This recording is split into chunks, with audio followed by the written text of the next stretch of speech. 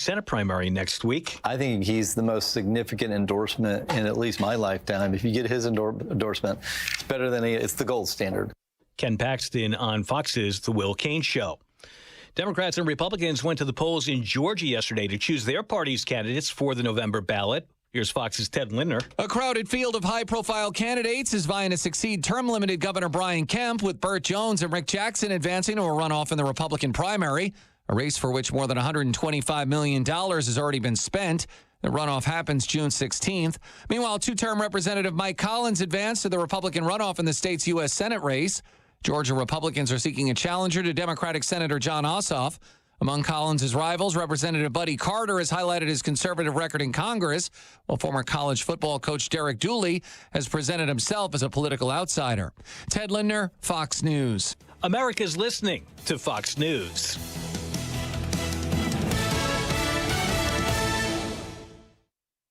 Stay on top of the latest forecast with America's Weather Team in the palm of your hands. Here's the latest from America's Weather Center. It's Fox weather updates throughout your busy day, every day. That heat's going to be out there for one more day. Temperatures being 30 degrees above average. Put the power of over 100 meteorologists and the worldwide resources of Fox in your hands with the Fox Weather Podcast. Precise, personal, powerful. Subscribe and listen now at foxnewspodcasts.com. Connect to Fox News Audio on the Fox News app. Listen to hear your favorite hosts like Brian Kilmeade, Jimmy Fallon, and Guy Benson standing up for what's right, live and via podcast. Just click listen, then swipe right and hear the latest news updates on your time. And scroll down to hear the latest podcasts from Fox News. And it's even easier to listen in the car with Apple CarPlay and Android Auto. Get programming alerts and notifications. Fox News Audio is on the Fox News app. The voices America trusts. Download it now. Russia and China have never been closer, so say their leaders at a summit in Beijing. Mutual respect and strategic cooperation were among the buzzwords used by Presidents Vladimir Putin and Xi Jinping. President Putin telling his friend that relations between their two countries had reached an unprecedentedly high level, the Chinese leaders trumpeting their strategic partnership. They signed more than 20 agreements on trade and tech and what they call a multipolar world. No specific mention of the United States, but there were comments criticizing unilateral bullying and hegemony, which will be seen as directed at Washington. Jonathan Savage, Fox News. President Trump is pausing planned attacks on Iran, pulling back on his latest threat. The president says he did so at the urging of several Arab partners. Gulf Arab states continue down a path of uncertainty as a shaky ceasefire between the U.S. and Iran remains intact. The leaders of Saudi Arabia, Qatar, and the United Arab Emirates were able to convince Washington to delay a military attack planned for Tuesday, given that serious negotiations are taking place. But as time goes on without a formal peace deal, countries like the UAE are becoming more entangled in the conflict. After a drone attack on Sunday at its Baraka nuclear power plant, Emirati officials said they wouldn't tolerate any threat to its security, and they reserve the right to respond to any hostilities. In Dubai, Jeff Paul, Fox News. The Senate has advanced the War Powers Act as a growing number of Republicans defied the president's stance on the Iran conflict. It would require the president to either gain congressional approval for the war or withdraw troops. Louisiana Senator Bill Cassidy, who just lost the primary in which the president endorsed his opponent, switched sides to deliver a crucial vote to pass the legislation. I'm Chris DeMaio. This is Fox News. If you're an experienced homeowner who's outlived your assets or your spouse recently passed away, you need to call Team Hochberg, your trusted local reverse mortgage lender. Alice, 90, widow, income $24,000 a year, living in a $500,000 home with no mortgage. Alice's husband recently passed away and she was terrified about losing her home, so her daughter called for information about a reverse mortgage. We helped Alice secure a reverse mortgage which allowed her to access $300,000 tax-free dollars so she could afford afford in-home health care. Let's review. Alice's husband recently passed away. She outlived her assets and thought she had to sell her home. Our reverse mortgage expert, Jose Rodriguez, helped Alice secure a reverse mortgage so she can afford in-home health care and peacefully age in place. Team Hochberg's helped thousands of radio listeners, but we can't help if you don't call 855-563-2843 or visit that website you know and love, 56david.com. Atlantic Coast Mortgage, Equal Housing Lender, NMLS 643114. Are you 65 or older and dealing with chronic knee or shoulder pain? You're not alone. At the Joint Relief Institute, we've helped thousands find real relief without surgery. Our non-surgical, FDA-approved treatment uses hyaluronic gel that acts like a cushion between the bones in your knee. As we age, the cushion naturally wears down, causing painful grinding and popping. But our gel restores that cushion, allowing your knee to move smoothly again. Ready to stop the pain and get back to doing what you love? Call the Joint Relief Institute at 708-315-6800. Again, that's 708-315-6800. Move better, live better with JRI.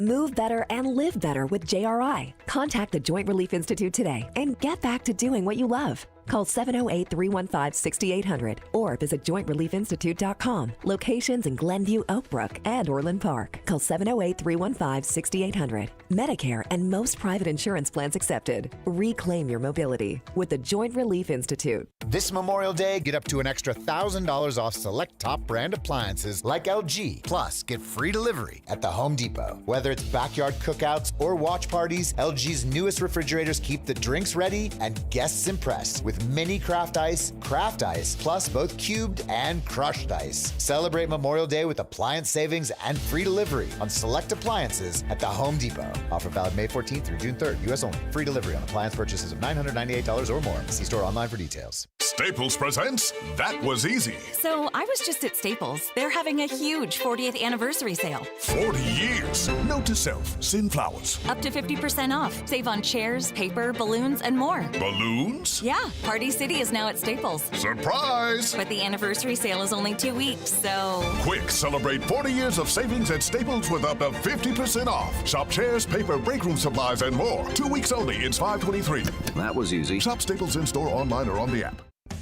You need to be tuning into the Retirement Success Blueprint with Michael Stewart, the radio companion to the Amazon best-selling book, Success Blueprint, How to Build the Retirement You Deserve. Each week, Michael shares strategies designed to help reduce market risk through income-generating investments that can provide steady returns. Because if you can avoid a big loss, you don't need to take big risks. Catch the Retirement Success Blueprint with Michael Stewart, Saturday mornings at 10, right here on AM 560 The Answer. Your home is a valuable asset, and you want to take care of your home. From roofs, siding, windows and doors, to furnaces, flooring, landscaping, and much more. Listen to your go-to for all things home. It's Home Answers Radio with your host, Roger Piper. Get answers from industry experts so you can make informed decisions about home improvement. Listen every Saturday at noon for Home Answers, right here on AM 560 The Answer. Sponsored in part by JeffBuysYourHouse.com and by Center Guard Plumbing. It's May 20th, and this is your Fox Daily Snapshot. Today is National Rescue Dog Day. The ASPCA estimates roughly 3.3 million dogs of all shapes and sizes enter shelters every year. These animals are looking for some owner to take them to their new forever home and make them part of their family. Also on this date, in 1927, Charles Lindbergh took off from Roosevelt Field in New York in his plane, the Spirit of St. Louis, and wouldn't land for the next 33 and a half hours till he arrived in Paris, France, completing the first ever non-stop flight across the Atlantic. Pilot Amelia Earhart took off in her red Lockheed Vega aircraft from Newfoundland, Canada, and landed in Northern Ireland just 15 hours later to become the first woman to fly nonstop across the Atlantic in 1932. If it's your birthday today, you share it with Bill Hewlett, the co-founder of computer and technology company Hewlett-Packard, born in 1913. I'm Tushar Saxena, and that's your Fox Daily Snapshot. At Signature Bank, going the distance for business banking customers is what we do every day. We understand that business owners have a strategic mission, a drive to succeed, a plan for growth, and don't have time to wait for a bank to respond. With Signature Bank, you not only have a banking partner that has roots right here in Chicago, but our decisions are made locally too. Signature Bank knows that when you have a question or problem about your business, you want answers. You need someone who will pick up the phone or respond to your text. You need someone who is always there for you. That's Signature Bank. We are a team that wants to get to know you and your business. Want to be Signature Bank's next success story? Give us a call today at 773-467-5630 or visit us online at signaturebank.bank. Member FDIC, Equal Housing Lender.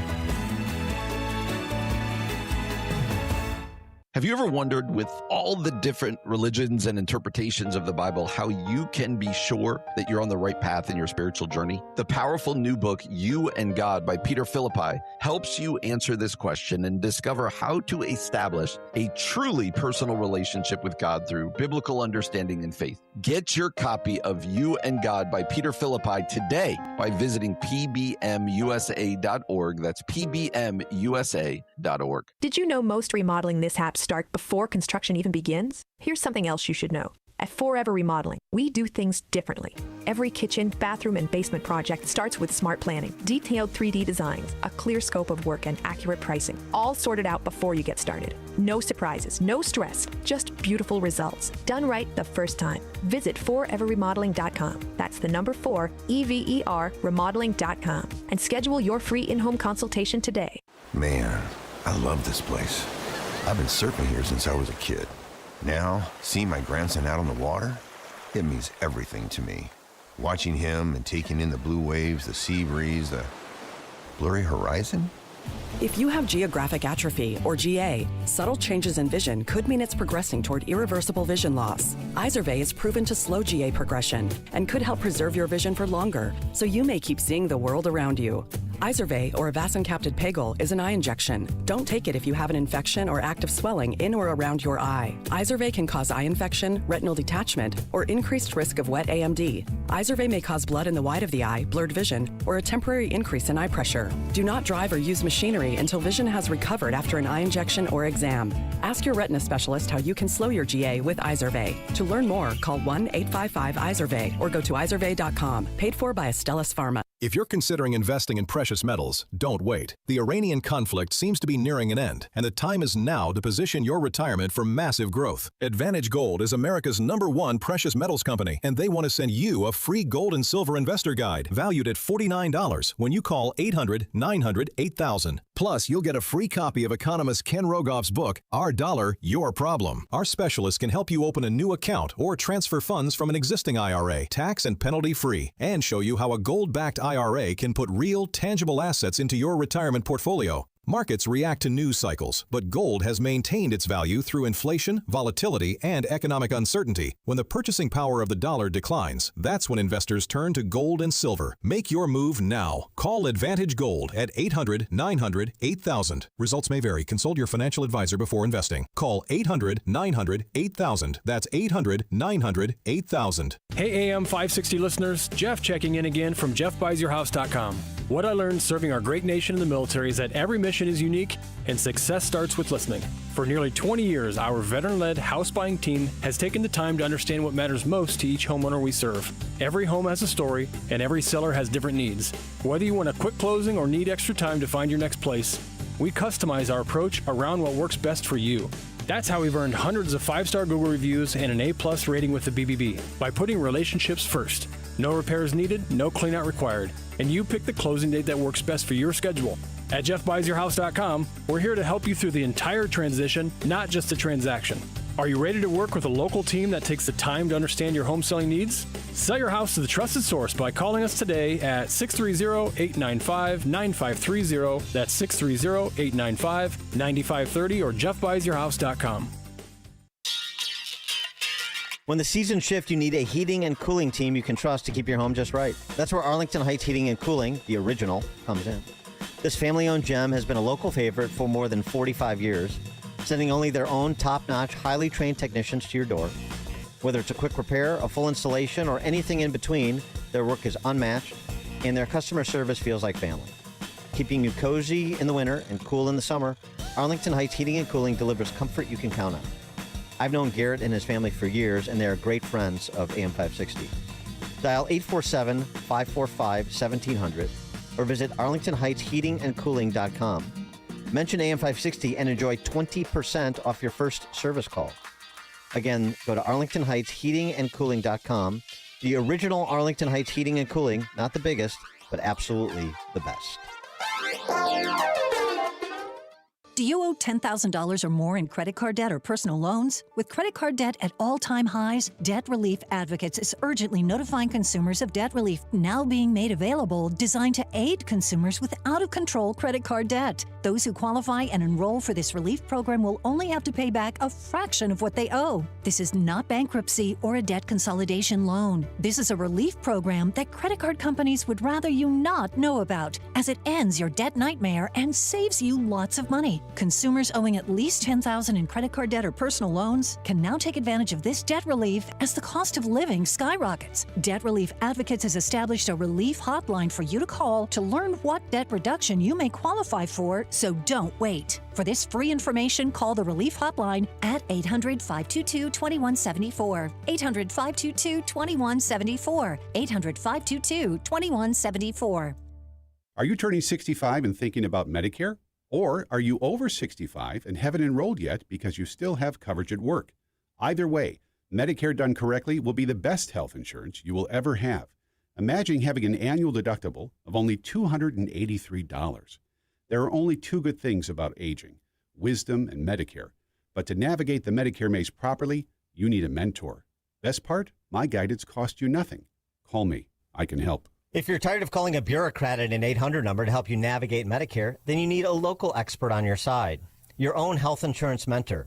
C. Stephen Tucker from healthinsurancementors.com is someone I know and trust. He's a 30-year licensed broker who's been educating our listeners for more than a decade. Steve, how can our listeners get in touch with you? Thanks, Dan. They can visit healthinsurancementors.com or call me directly at 630-674-1551. That's 630-674-1551. Memorial Day is more than a long weekend. It's a time to honor the men and women who gave everything for this country. And what better way to show your patriotism than with a handcrafted American flag built to last for generations? At uniquewoodenflags.com, every flag is handcrafted from quality wood with a beautiful rustic finish that turns any room, office, garage, or backyard into a tribute to America. Choose from classic American flags, military branch flags, thin blue line designs, Don't Tread on Me flags, our very popular Trump collection, and more. These aren't cheap plastic flags from a big box store. These are handcrafted pieces of American pride. Honor our heroes this Memorial Day and give a gift that actually means something. Visit uniquewoodenflags.com. That's uniquewoodenflags.com. A revolution in chip technology could make today's artificial intelligence obsolete. 3 companies are quietly building a $1 trillion triangle to develop and manufacture supercomputers the size of a dinner plate. Investment guru George Gilder has his finger on the 3 companies whose technology could change tech forever. Log on to trilliondollartriangle.com to find out which 3 companies are working on what could be the biggest tech disruption since the internet. trilliondollartriangle.com. That's trilliondollartriangle.com. This is Seth Leibson for townhall.com. Numerous media outlets had a difficult time with the Rededicate 250 celebration the White House sponsored this past Sunday. One major paper reported, quote, until Trump's second term in office, it had been virtually unheard of in modern times for U.S. government officials to publicly tie the nation to a specific set of religious beliefs. Trump's cabinet members have changed that norm. Close quote. Boy, that phrase, in modern times, is doing a lot of work here.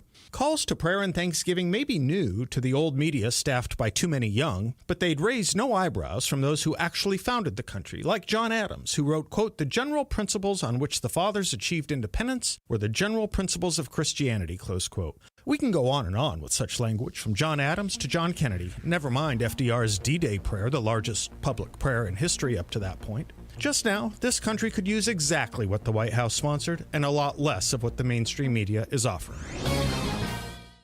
Now, your official weather forecast.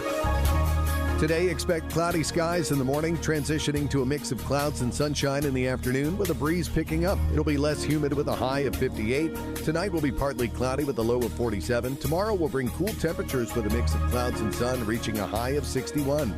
I'm meteorologist Jason Caterina on AM 560, The Answer. Get the latest weather, traffic, and news updates online at 560theanswer.com. Portions of the following show may be pre-recorded. This hourly segment is brought to you by Goldilocks, offering smart security systems to homes and businesses. Call Goldilocks at 708-889-5600. Now, from the Signature Bank Studios, this is Chicago's Morning Answer with Dan Proft on AM 560. The Answer.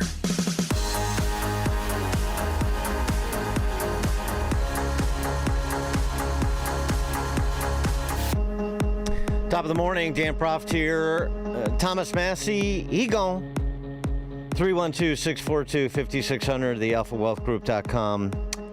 Answer and text line to comment. Tom Massie, the most expensive Republican House race primary in history, and Tom Massie on the other side. As we talked about yesterday, the poll seemed to indicate the race was trending away from him, and that's exactly what turned out to be the case. They trended away from him such that his challenger, Ed Galbraith, won going away.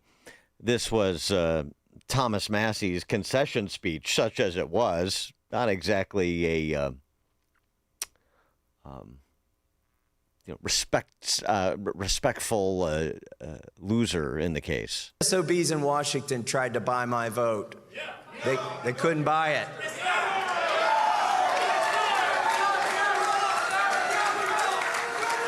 Why did the race get so expensive? Because they decided to buy the seat.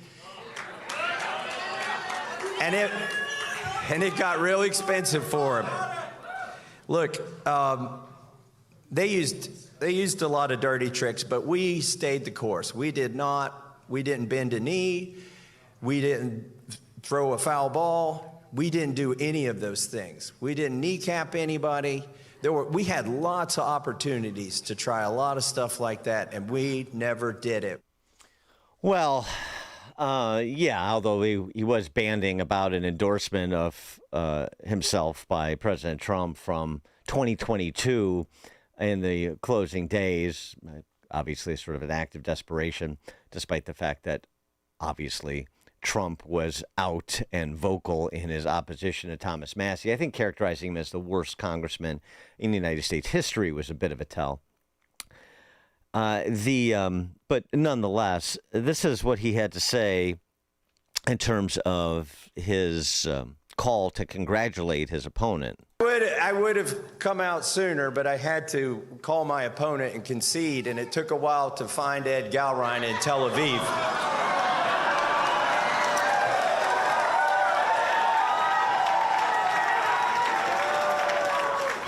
I did get the call through, though. I have called and conceded the race.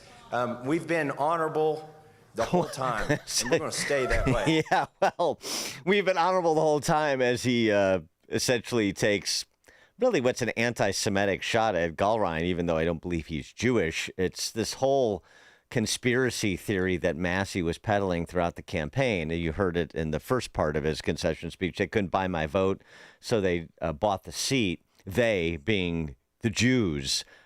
His statements about Israel and insinuations about Jewish people, because, Marion Adelson supported Galbraith, but she supports a lot of Trump-backed candidates.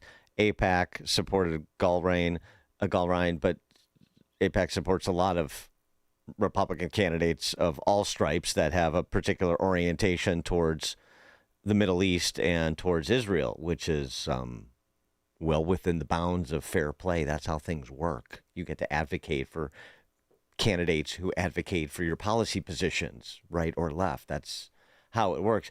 I think Thomas Massie, for all the plaudits he earned as an MIT-educated guy and a smart guy and a talented guy and a principled libertarian, I think that went away in the last couple of years particularly some of his overheated rhetoric in the direction of the Trump administration with respect to the Epstein files.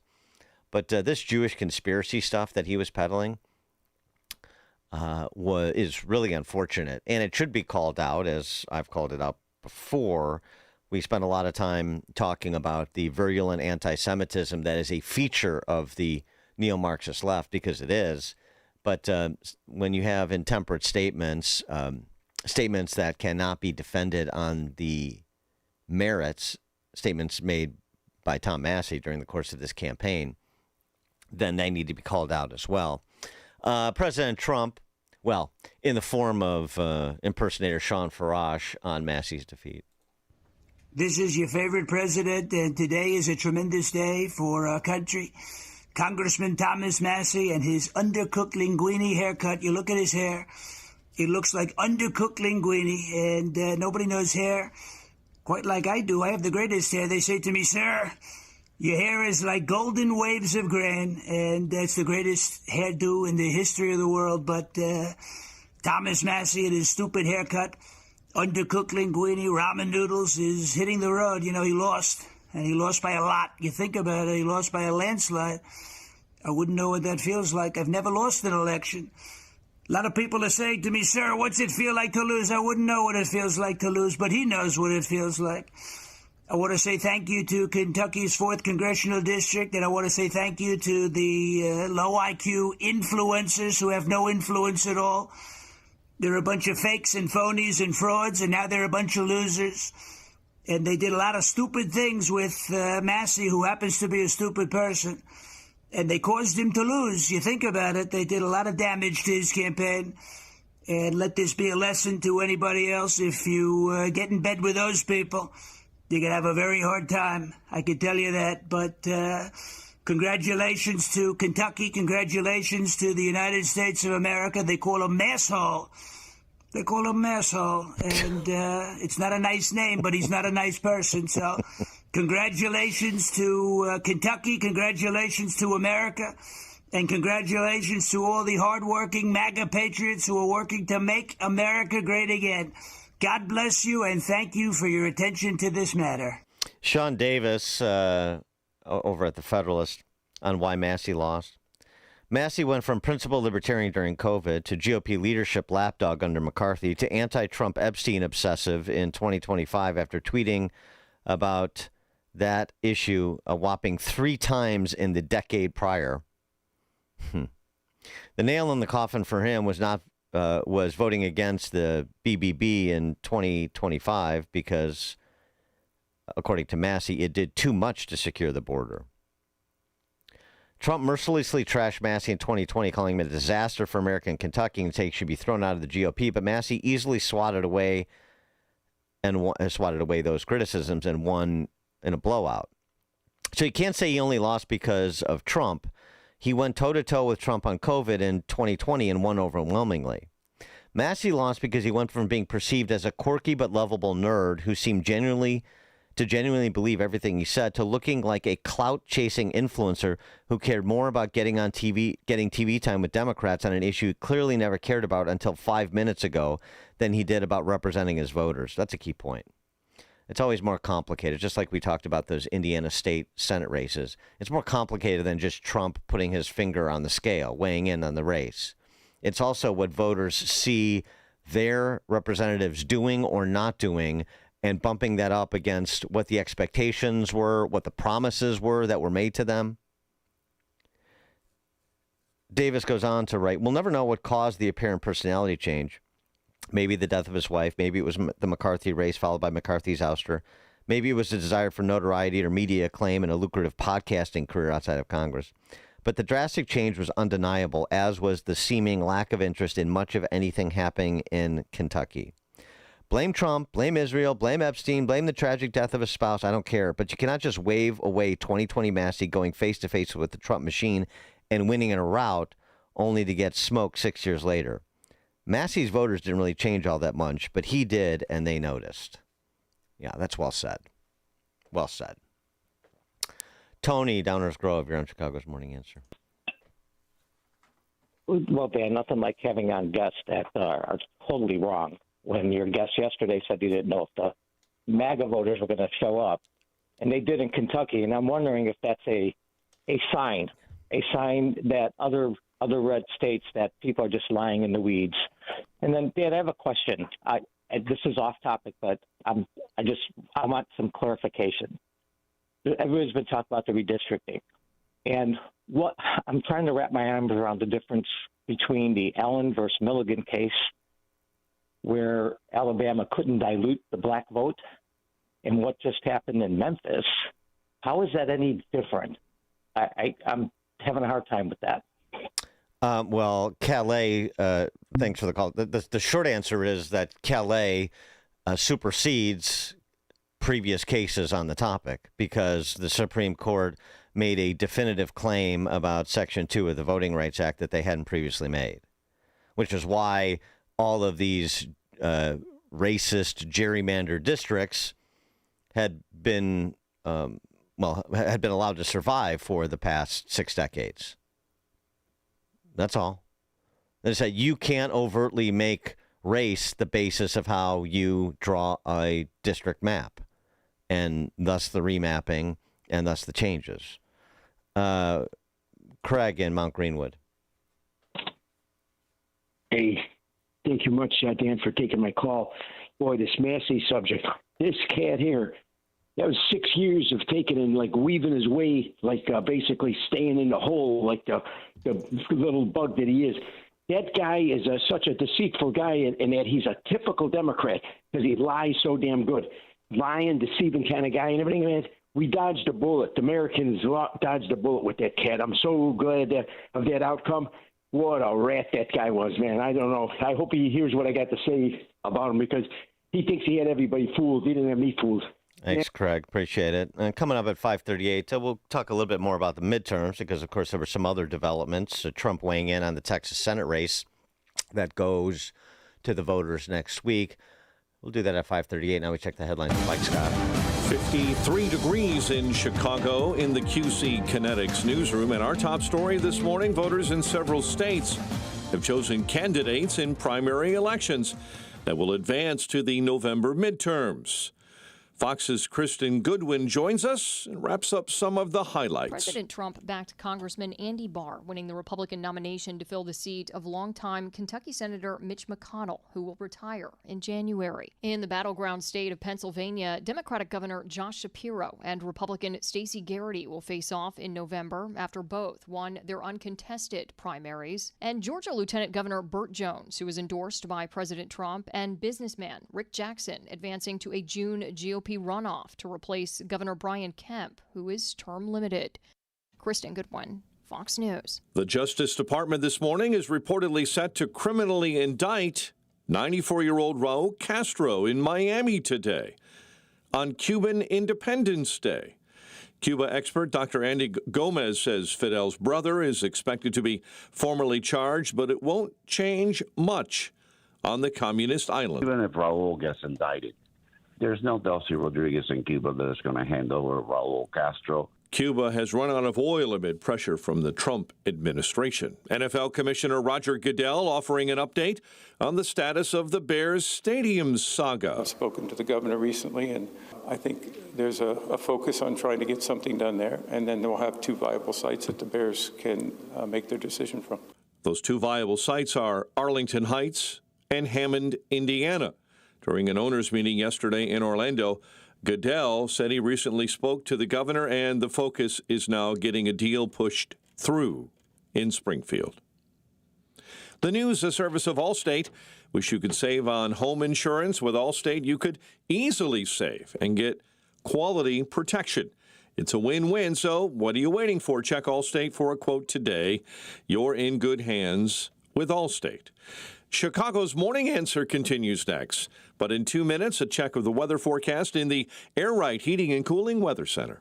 Your home is a valuable asset, and you want to take care of your home. From roofs, siding, windows and doors to furnaces, flooring, landscaping, and much more. Listen to your go-to for all things home. It's Home Answers Radio with your host, Roger Piper. Get answers from industry experts so you can make informed decisions about home improvement. Listen every Saturday at noon for Home Answers right here on AM 560 The Answer. Sponsored in part by Access Home and Vehicle Mobility Solutions and by Steiner Homes. Each morning, the newsmakers and the newsbreakers shaping today's conversation are heard on the alphawealthgroup.com answer line on Chicago's Morning Answer. When you need answers about what's happening in your world, you turn to AM 560 The Answer.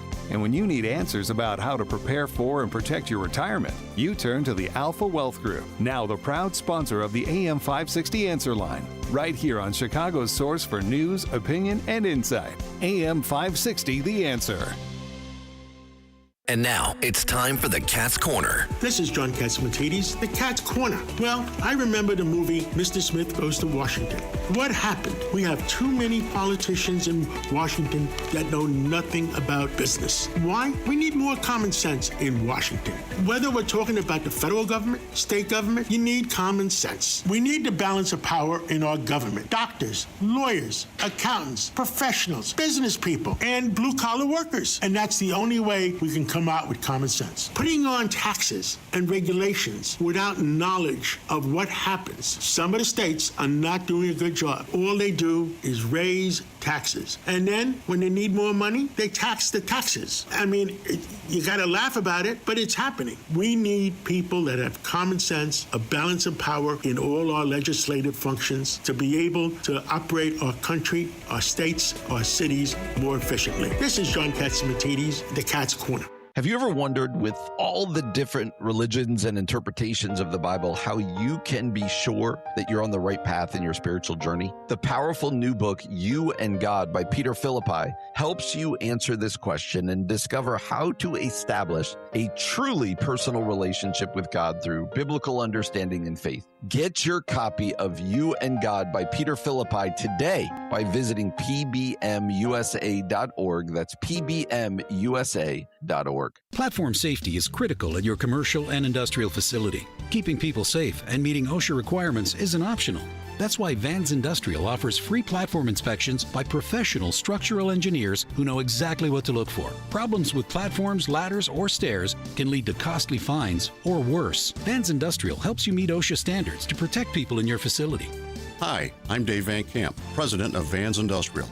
With decades of experience, I bring long-standing industry knowledge from inspecting, correcting, and replacing countless platforms to make facilities safer. Vans Industrial is a specialty contractor equipped to modify or replace steel catwalks, handrails, stairways, and ladders. Our union building trades professionals fabricate and install high-quality steel systems that create safer work environments. Call 833-VANS-IND for a free platform inspection by professional structural engineers. See what else we can do for you. Visit vansindustrial.com. That's VANSindustrial.com. Giving your liver a spring cleaning is easy with Active Liver from New Nordic. Search for Active Liver by New Nordic on Amazon, CVS, Wegmans, or GNC. Now, your official weather forecast. Today, expect cloudy skies in the morning, transitioning to a mix of clouds and sunshine in the afternoon with a breeze picking up. It'll be less humid with a high of 58. Tonight will be partly cloudy with a low of 47. Tomorrow will be cool with a blend of clouds and sun, reaching a high of 61. I'm meteorologist Jason Caterina on AM 560, The Answer. Get the latest weather, traffic, and news updates online at 560theanswer.com. Now, from the Signature Bank Studios.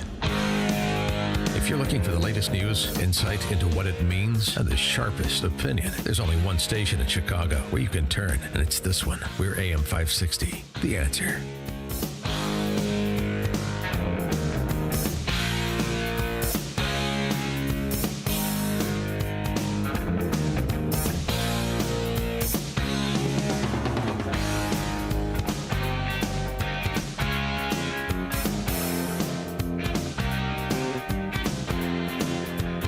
Top of the morning, Dan Proft here. So we're talking about election results from last night and related developments. We're talking about Thomas Massie's defeat.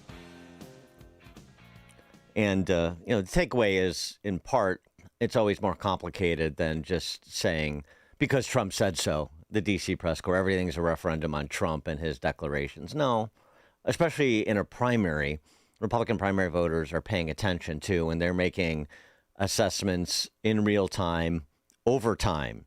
And as Sean Davis over at the Federalist said, they noticed a change in Massie from, say, the COVID Massie to the post-COVID Massie, and they didn't like it. And there was a lot of reasons not to. A related story yesterday, with an eye towards next week's primary in Texas, President Trump decided to weigh in on that Senate race.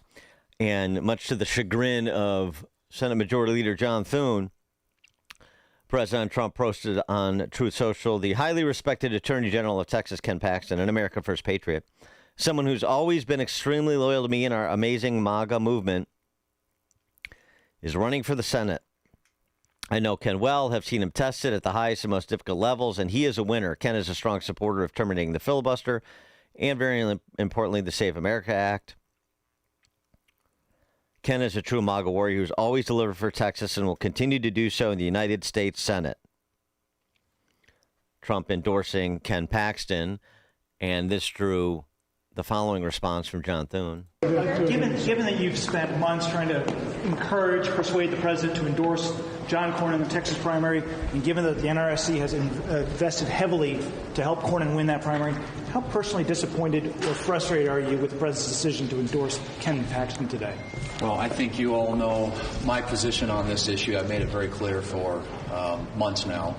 And Senator Cornyn is a principled conservative. He is a very effective senator for the state of Texas. And but none of us control what the president does. He made his decision about that. That doesn't change the way I feel. And I am certainly supportive of, will continue to be supportive of Senator Cornyn and his reelection.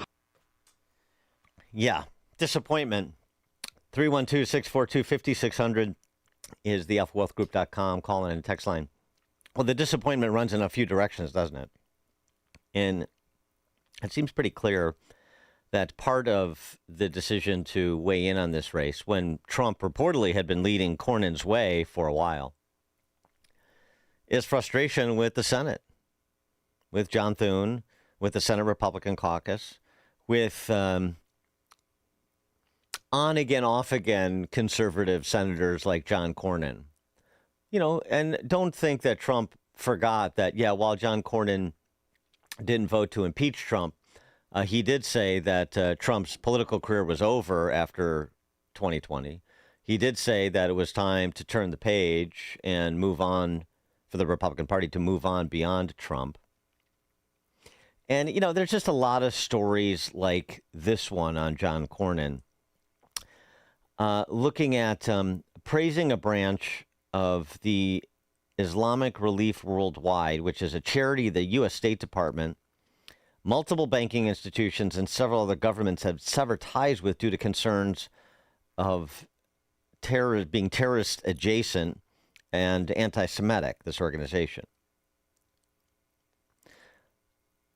And recently, Cornyn has expressed similar concerns and reservations about Islamic Relief Worldwide. But he also voted for a bill that funneled U.S. aid money and other federal grants to the organization.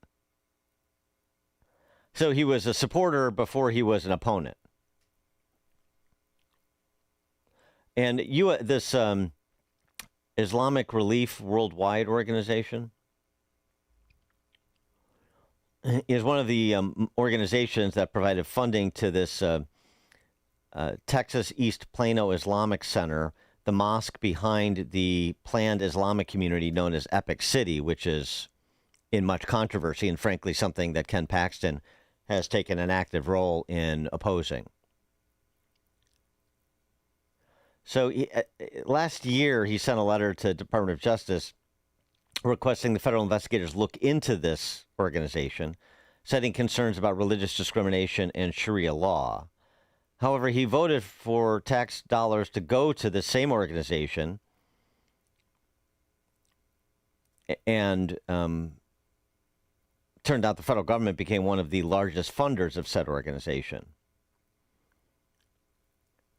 This is the kind of stuff that rankles Republican primary voters. They're sick of the I'm the Beltway guy when I feel insulated from my electorate, and I'm the, populist reformer taking up the causes that Republican primary voters are concerned about when my electoral future is in jeopardy. We just saw this play out with Bill Cassidy. Bill Cassidy, the Republican senator from Louisiana, who finished a distant third in Louisiana. So he's out shortly, but not yet.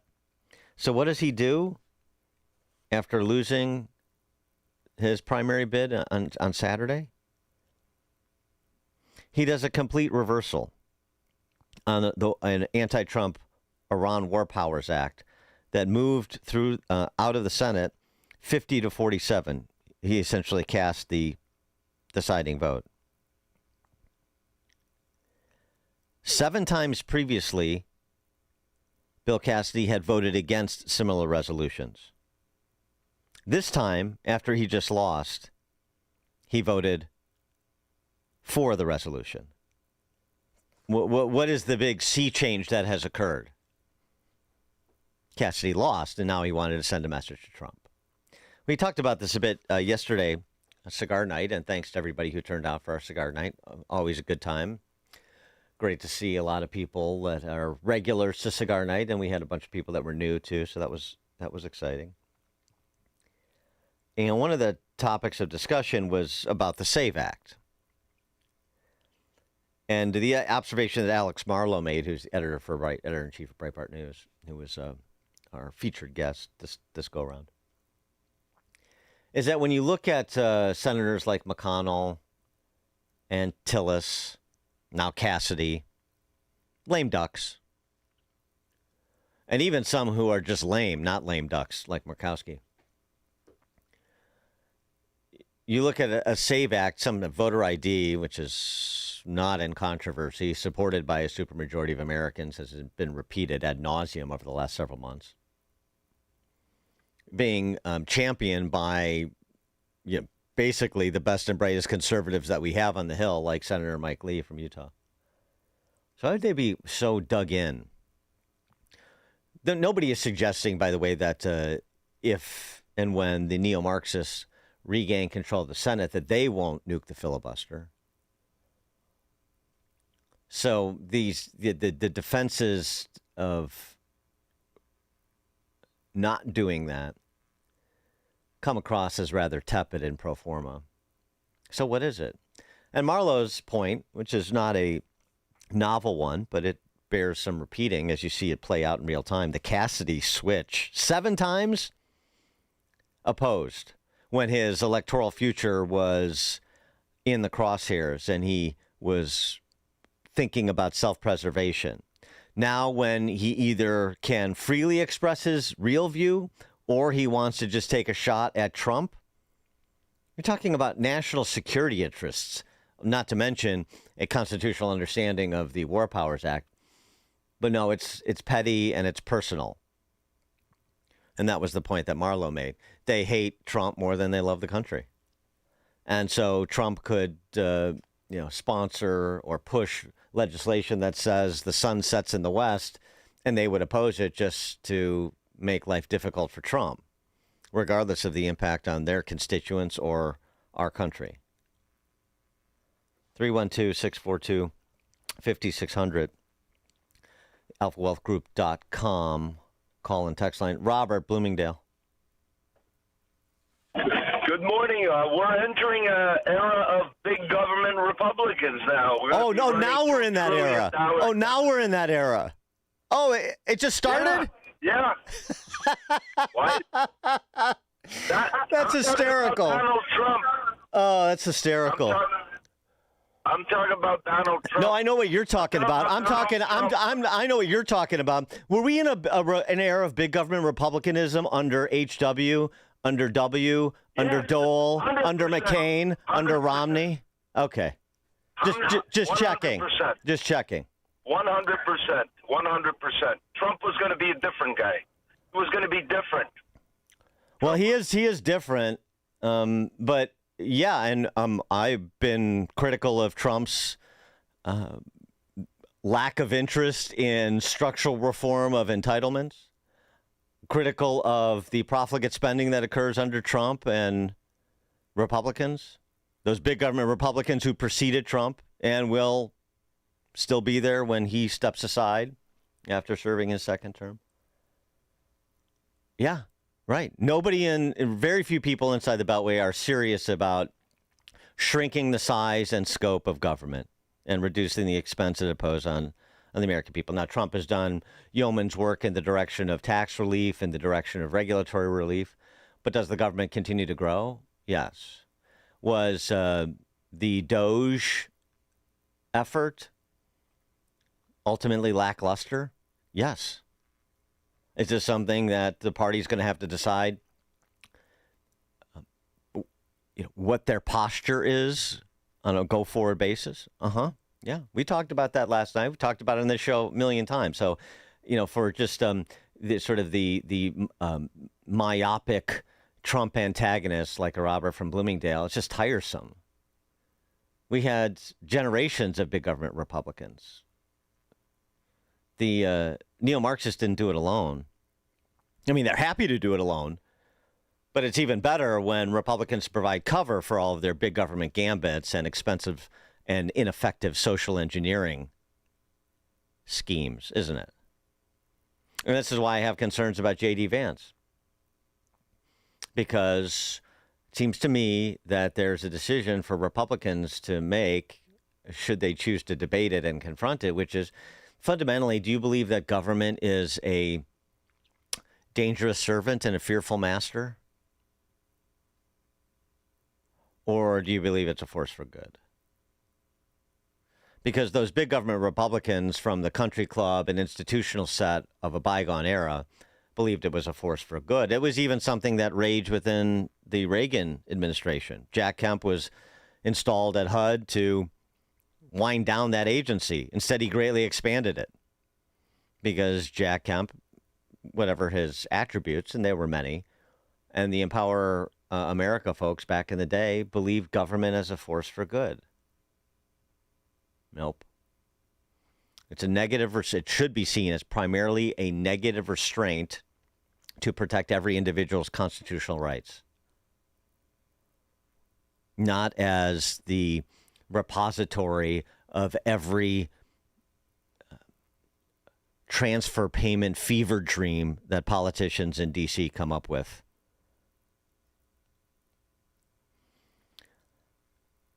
Matt, Southside.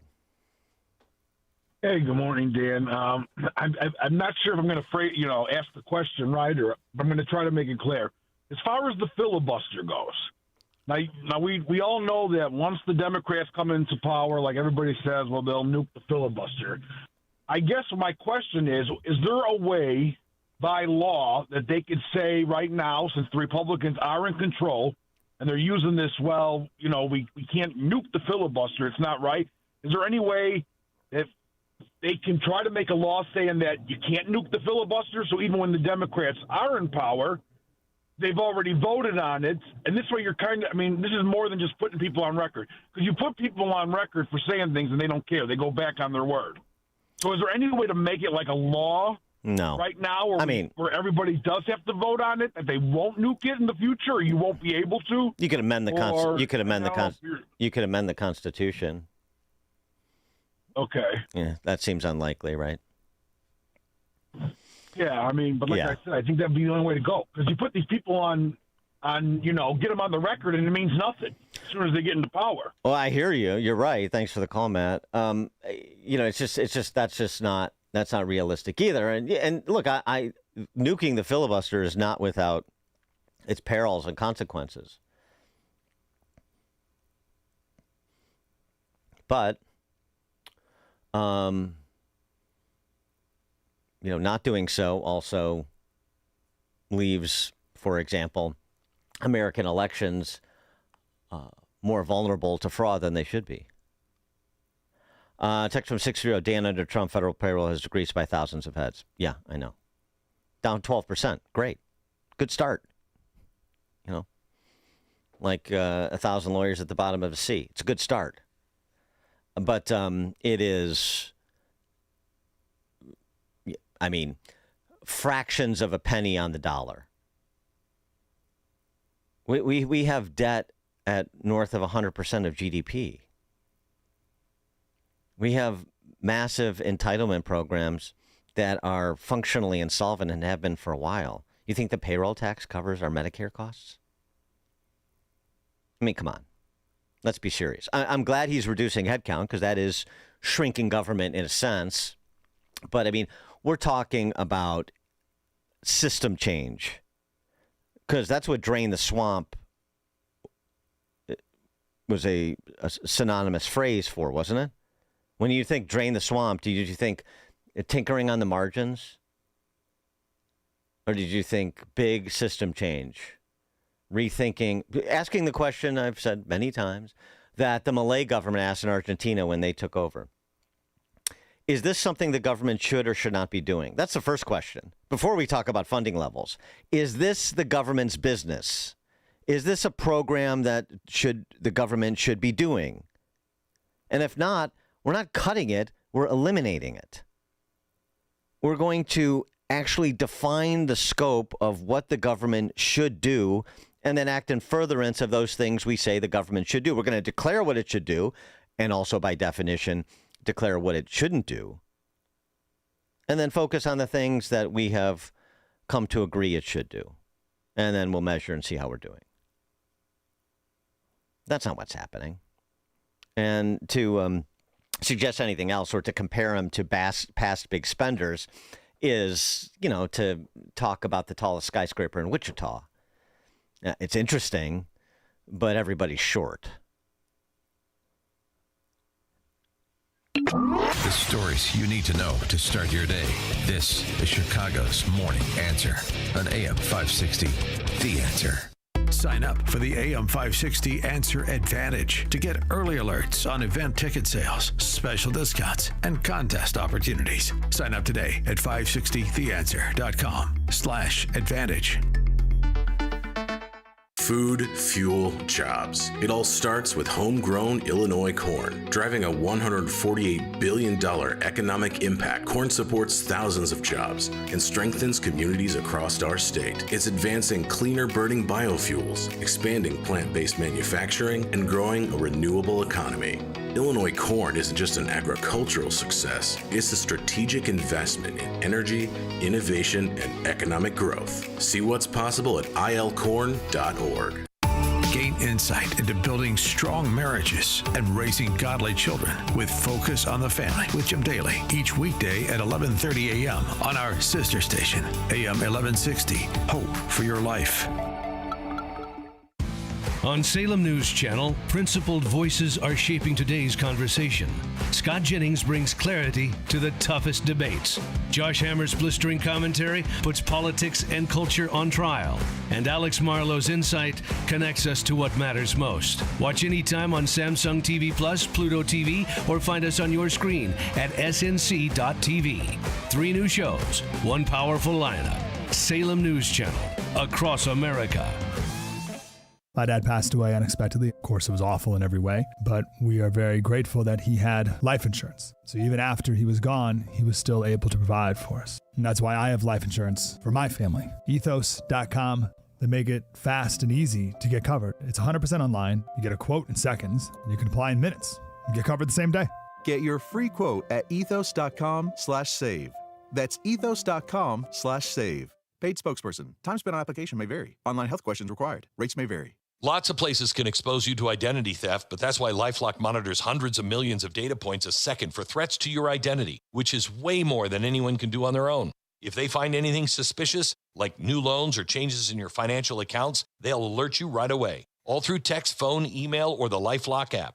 Get the alerts that can make all the difference. Save up to 30% off your first year with the promo code BECK. LifeLock.com, 800-LifeLock, 1-800-LifeLock, or LifeLock.com. Use the promo code BECK at LifeLock.com. AM 560, The Answer.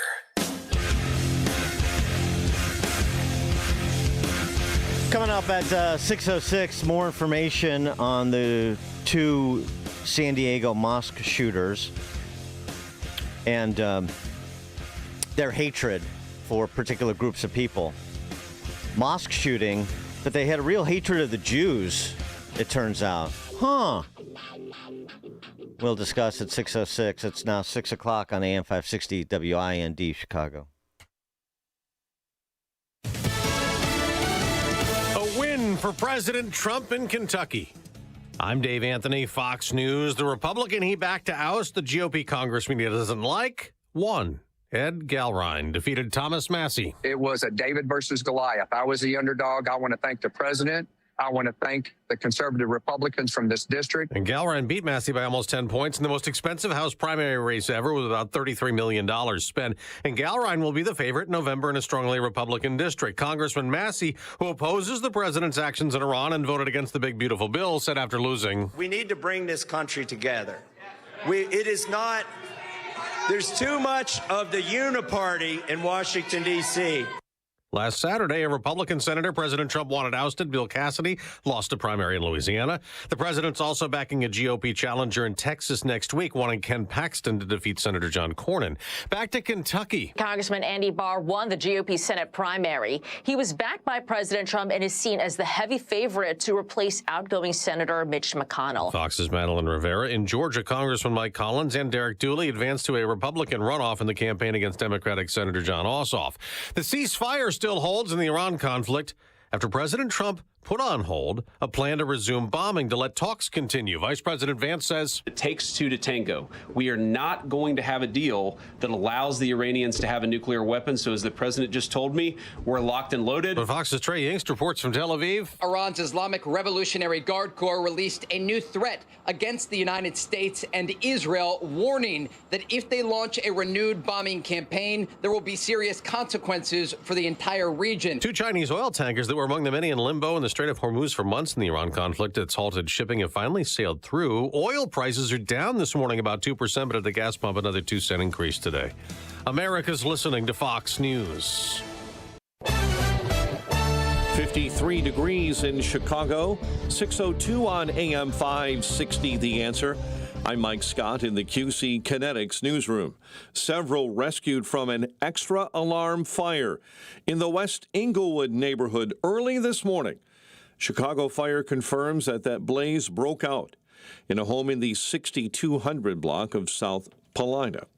NFL Commissioner Roger Goodell offering an update on the status of the Bears Stadium saga. I've spoken to the governor recently, and I think there's a focus on trying to get something done there, and then we'll have two viable sites that the Bears can make their decision from. Those two viable sites are Arlington Heights and Hammond, Indiana. The governor reacting yesterday in Bloomington. We have a deal on the table with the Bears that works for the Bears and works for the taxpayers.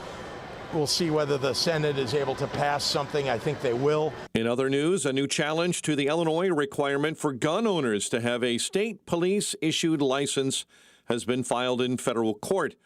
The new Civil Liberties Alliance announcing the suit Tuesday against the Illinois State Police and Director Brendan Kelly and Cook County State's Attorney Eileen O'Neill Burke.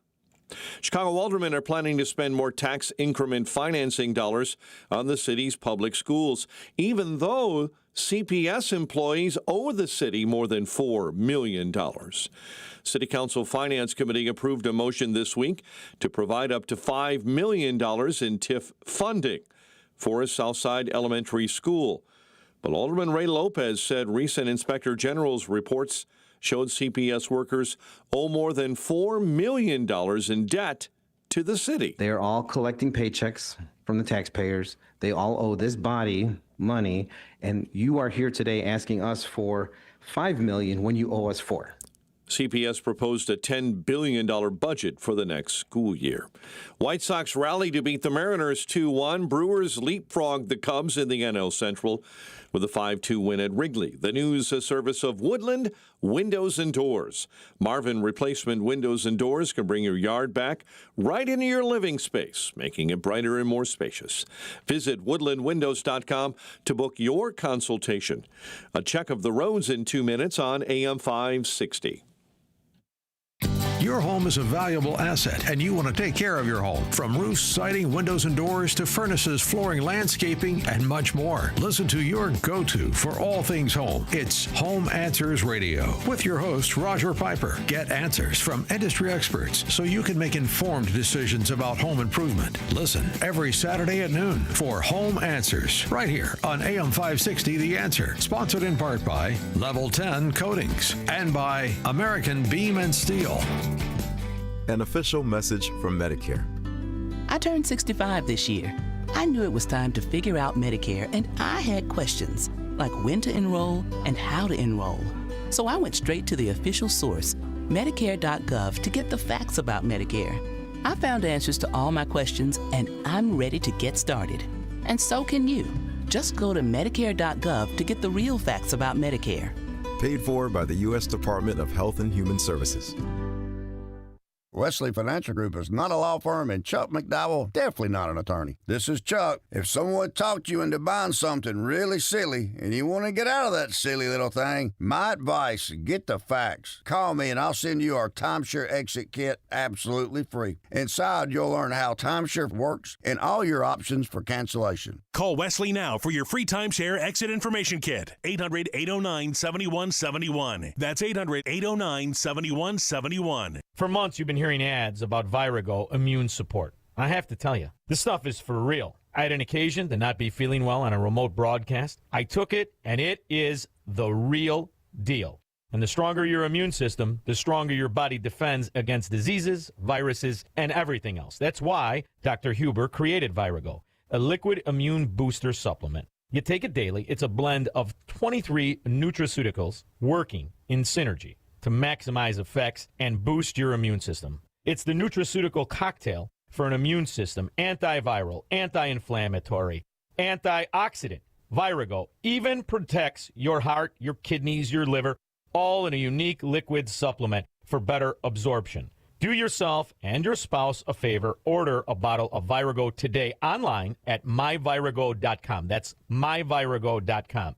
Use coupon code IMMUNE to save 30%. Maha and Virago, making America healthy again. 6:07, Team Hochberg Traffic Center time, a service of AM 560's mobile app. Download the AM 560 mobile app at 560theanswer.com/mobile. New fire on the south side of Chicago, blocking the intersection of 79th and Coles. Report of an accident with injuries, Joliet Road and Sherman. Delays this morning on the Reagan, jamming up eastbound between Roosevelt and the Tri-State, and stop and go on the Stevenson inbound between Central and Kedzie. Chicago's Morning Answer continues next. But first, check of the weather forecast in the Air Right Heating and Cooling Weather Center. Today, expect cloudy skies in the morning, transitioning to a mix of clouds and sunshine in the afternoon with a breeze picking up. It'll be less humid with a high of 58. Tonight will be partly cloudy with a low of 47. Tomorrow will bring cool temperatures with a mix of clouds and sun, reaching a high of 61. I'm meteorologist Jason Caterina on AM 560, The Answer. Get the latest weather, traffic, and news updates online at 560theanswer.com. This hourly segment is brought to you by The Real Story with Jeannie Ives and Amy Jacobson. Heard weekday mornings at 11 on AM 560, The Answer. Now, from the Signature Bank Studios, this is Chicago's Morning Answer with Dan Proft on AM 560, The Answer.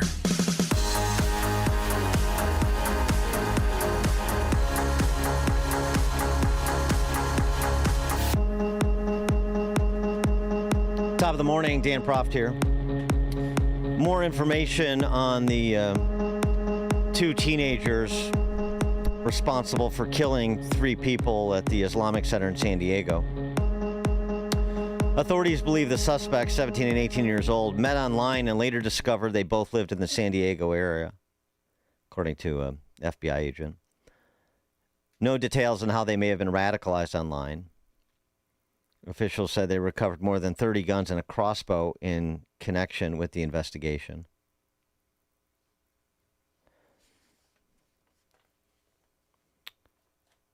By the way, the pictures of one of the shooters. It certainly calls into question whether you had one or both of them identifying as trans. So they met online and radicalized. I don't know, and it hasn't been reported, but the pictures of this young man are, well, nebulous in terms of his sexual identity. Meeting online. I have questions. But in terms of hate, because of course you have knee-jerk reactions from politicians across the Western world, including outgoing British Prime Minister Keir Starmer. Anti-Semitic attacks continue unabated in his country, but he's very worried about the Muslim community in the United States. I condemn the deadly attack on a mosque in San Diego. I know many Muslims in the UK will be shaken by this, worried about their safety when going about their lives and attending a mosque, and what it says about the times we're living in. Violence like this doesn't happen in a vacuum. It grows in an environment where division and anti-Muslim hostility are normalized. This is intolerable. We must all come together against it. Yeah. I mean, that's really an interesting hot take from the Prime Minister of UK, particularly when you have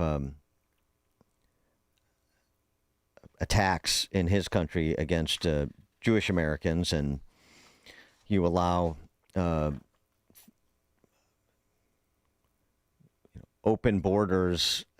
You promote open borders, and you allow for unlimited third world immigration, and you give rise to things like Pakistani rape gangs that terrorize your citizens.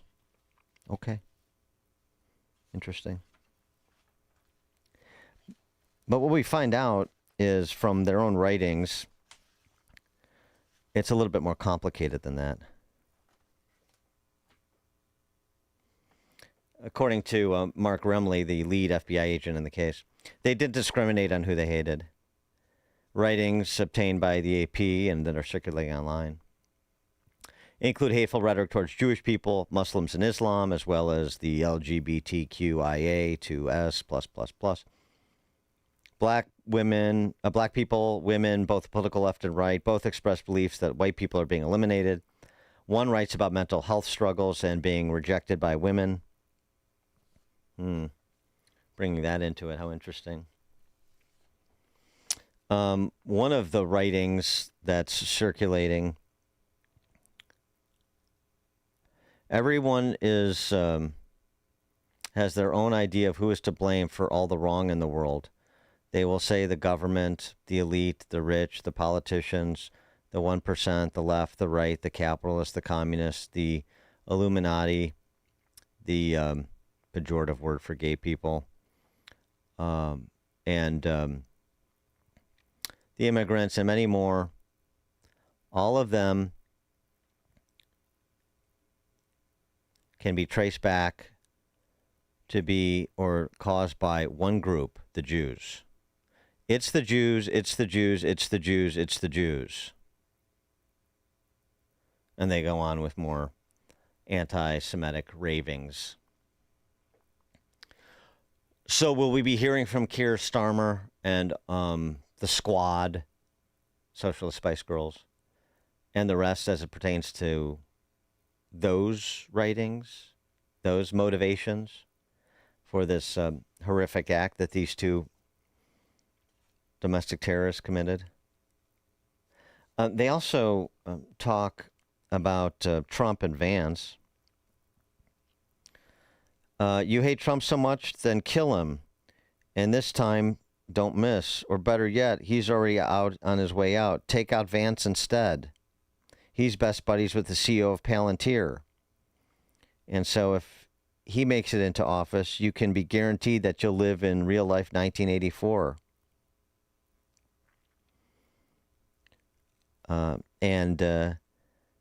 They go on in their manifesto, makeshift manifesto, I guess. Yes, I'm inciting violence from the left because as an accelerant, I know that it takes all sides opening fire to cause that much desired societal collapse. So go ahead, follow through for once. They're deep thinking. 312-642-5600. thealphawealthgroup.com call-in and text line. So it's indiscriminate. The right-wing, white nationalists, Christian nationalists, none of this. These are a couple of ignoramuses who gave themselves over to evil. And they know not of what they speak, obviously. But you read some of these ravings, and then you listen to people with suits on in public office or running for public office, spewing sanitized versions of the same thing. They're just picking which groups they want to target. For example, Maureen Galindo, she is a neo-Marxist candidate for Congress in Texas. She wants to transform a site south of Antonio, now used by the Trump administration as a migrant processing center, into an internment camp for American Zionists. She wrote in an Instagram post, she'll turn Carnes ICE Detention Center into a prison for American Zionists and former ICE officers for human trafficking. It will also be a castration processing center for pedophiles, which will probably be most of the Zionists. I think that it's actually the Zionists who are putting Jewish people at the most risk, she said. Needless to say, the San Antonio Jewish Federation has a different view on the topic. I mean, the JFSA strongly condemns the spread of anti-Semitic tropes and conspiracy theories in public discourse. Yeah, that's understated, I would suggest. I mean, this is not like just, crazy. This is crazy, but this is not just like your customary tropes. This is going next level. Feeling comfortable as a candidate for the House of Representatives, talking about detention centers for American Zionists. And by the way, since she brought up the topic, this idea that I'm not anti-Semitic, I'm just anti-Zionist. And those, including some who consider themselves men or women of the right, saying that, part of the problem. You think that's making a big distinction? It isn't. And I'll cede my time on that topic to Judge Roy Altman. He's a federal district court judge in Florida. He's got a really interesting new book out called Israel on Trial. This is what he recently said on Dana Lash's podcast on that topic. Zion is just a word that appeals over and over again in the Bible, as you know. Yeah. This is a word that's been around for thousands of years in the Jewish tradition to refer to the land the Jews lived in.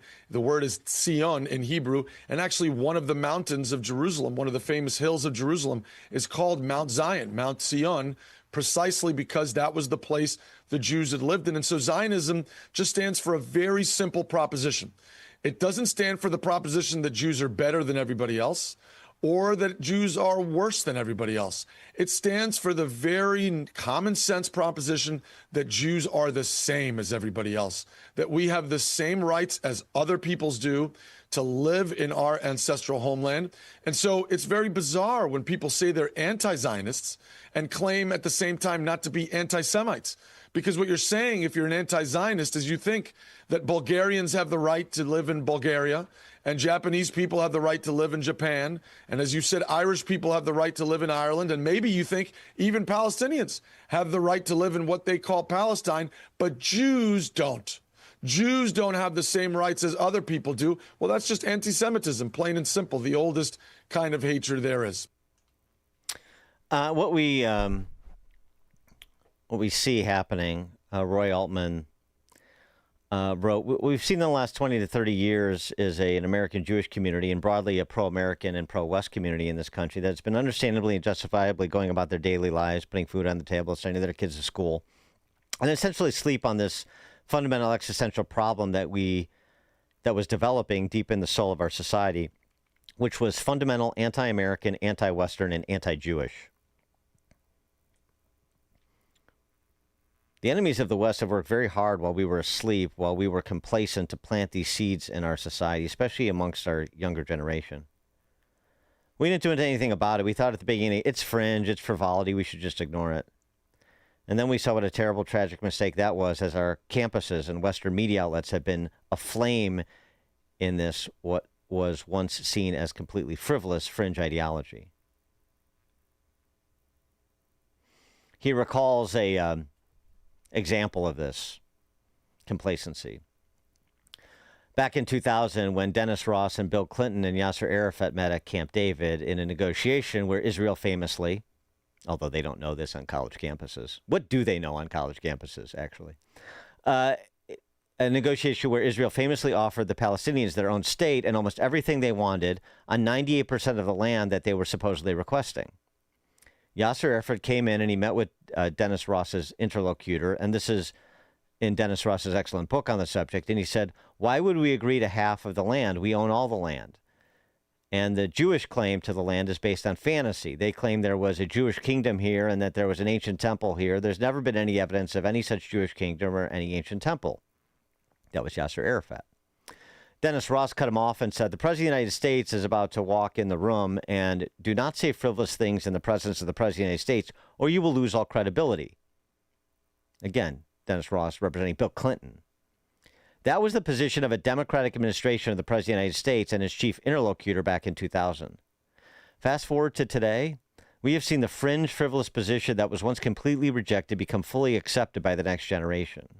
If you go to college campuses and you say that there was an ancient Jewish temple and there was an ancient Jewish kingdom and that Jesus was Jewish and all the stuff that history has borne out with black and white archaeological proof, you'll be accused of being a fringe, fantasy-seeking ideologue who's bought into something like Zionist or Christian propaganda. That's how deep it has seeped into the subconscious, and it's because we were asleep and ignored these arguments and thought they were frivolous, so they didn't need to be responded to. And clearly they do. That's my amen to what Judge Roy Altman had to say on the topic. And this latest mass shooting with these two teenagers radicalized online, or however it came to be that they came to hold all of these idiotic and poisonous beliefs that they articulated as part of some half-ass manifesto, is more evidence of it. And but the reaction to try to pick your preferred victim class, like Keir Starmer does and like so many politicians do in this country, the people that the left uses as mascots for identity purposes, for ultimately political power grab interests, is no better than the ravings of these two. And to turn a blind eye to all of the spewage from the Socialist Spice Girls and, this congressional candidate in the San Antonio area. Which is why when Thomas Massie or somebody who presents themselves as a person of conservative or libertarian leanings starts to go down that road, then they must be called out as well. The more you listen, the more you'll know. This is Chicago's Morning Answer. Morning Answer on AM 560. The Answer. Man, I love this place. I've been surfing here since I was a kid. Now, seeing my grandson out on the water, it means everything to me. Watching him and taking in the blue waves, the sea breeze, the blurry horizon.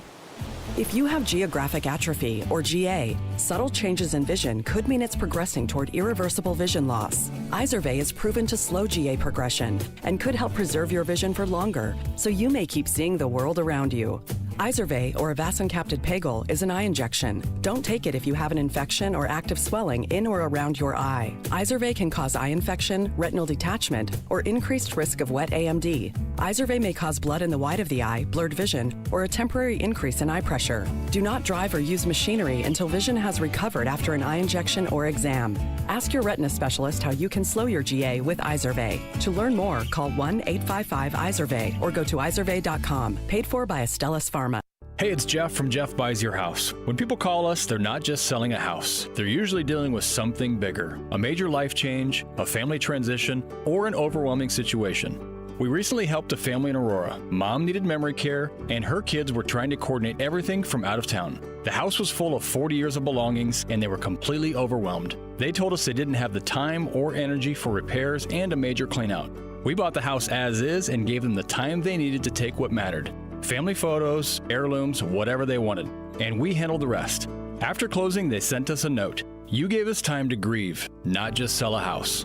Since 2007, our veteran-led team has helped hundreds of Chicagoland families through difficult transitions with no pressure and no gimmicks. If you're ready for a no-obligation conversation, call us at 630-895-9530. That's 630-895-9530 or jeffbuysyourhouse.com. That's jeffbuysyourhouse.com. Patrick was way behind on his IRS taxes. I was in way over my head. The total amount ended up being somewhere just over $30,000. $30,000. Then the IRS came to collect. Started getting letter after letter. A lien had been filed against me. They were going to basically hang me completely out to dry. He had to do something. That's when I reached out to Optima Tax Relief. Patrick's life quickly got a lot easier. It was very easy. Pretty much hands off, They picked up the ball and ran with it. And how'd it go? I couldn't believe it. I had to ask 2 or 3 times. I saved an incredible amount of money. How does Patrick feel about Optima? Couldn't be happier. They definitely helped me. Optima Tax Relief, the best place to call. They're the best in the business. Do what Patrick did and call Optima Tax Relief for a free consultation. Call 800-965-1433. 800-965-1433. 800-965-1433. Optima Tax Relief.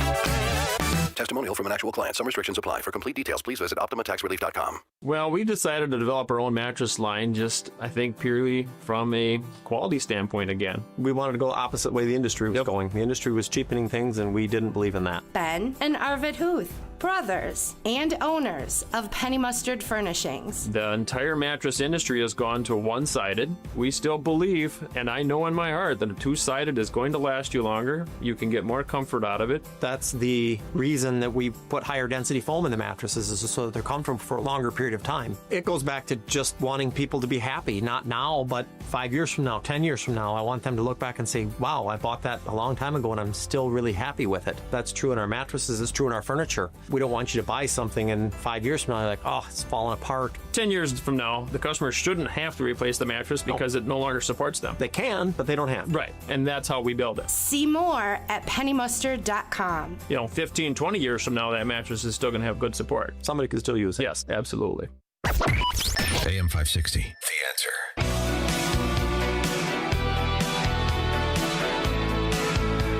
And by the way, in the interest of accentuating the positive, I promised I would do this, and I was reminded about it yesterday at Cigar Night, so I appreciate the reminder. Chris Lausen is inviting residents of Kane County to take part in a new effort called Love Letters to America, Voices for Kane County for America's 250th birthday.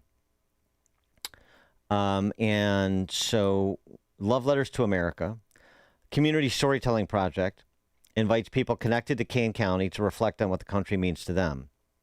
Write a short letter about your American experience. That's it. What has the country made possible in your life? What does freedom mean in your life? What gives you pride in our nation and community?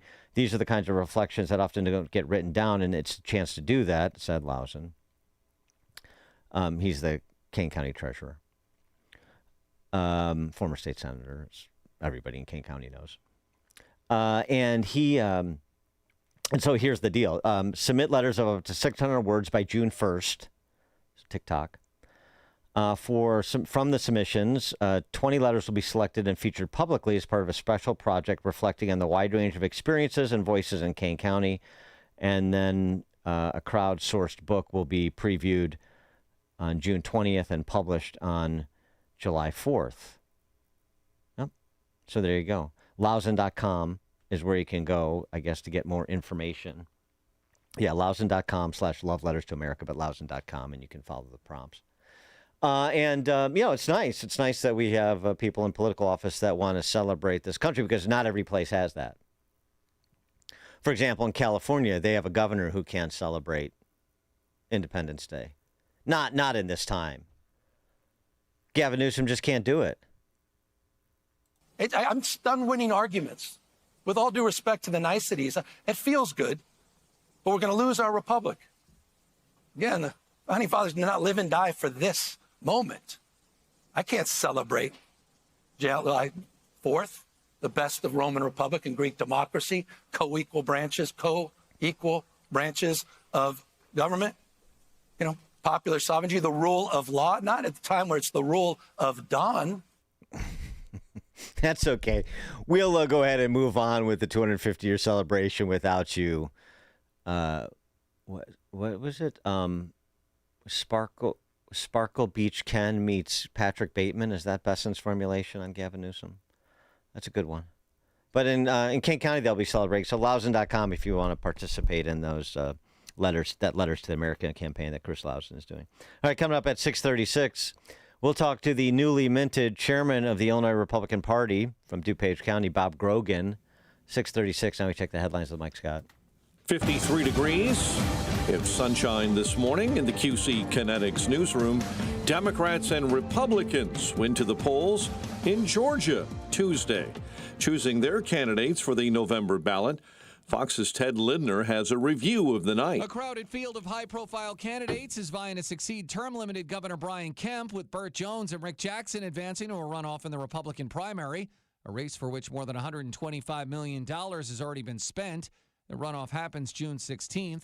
Meanwhile, two-term Representative Mike Collins advanced to the Republican runoff in the state's U.S. Senate race.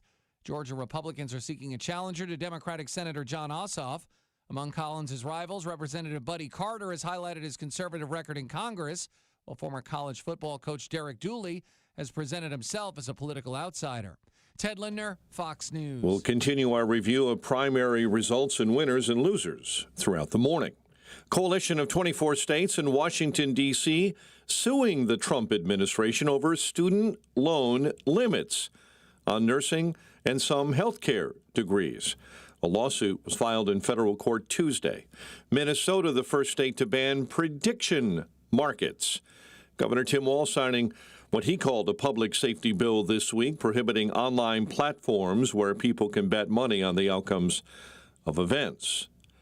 Several were rescued this morning from an extra alarm fire in West Englewood from a home, according to the Chicago Fire Department, in the 6200 block of South Paulina. NFL Commissioner Roger Goodell offering an update on the status of the Bears Stadium saga. I've spoken to the governor recently, and I think there's a focus on trying to get something done there, and then they'll have two viable sites that the Bears can make their decision from. According to Goodell, those two viable sites are Arlington Heights and Hammond, Indiana. An investigation underway after a man was found fatally shot in Skokie Tuesday. Skokie police tell us the shooting unfolded around 6 a.m. near La Crosse and Grove Street. A 21-year-old victim was found shot several times.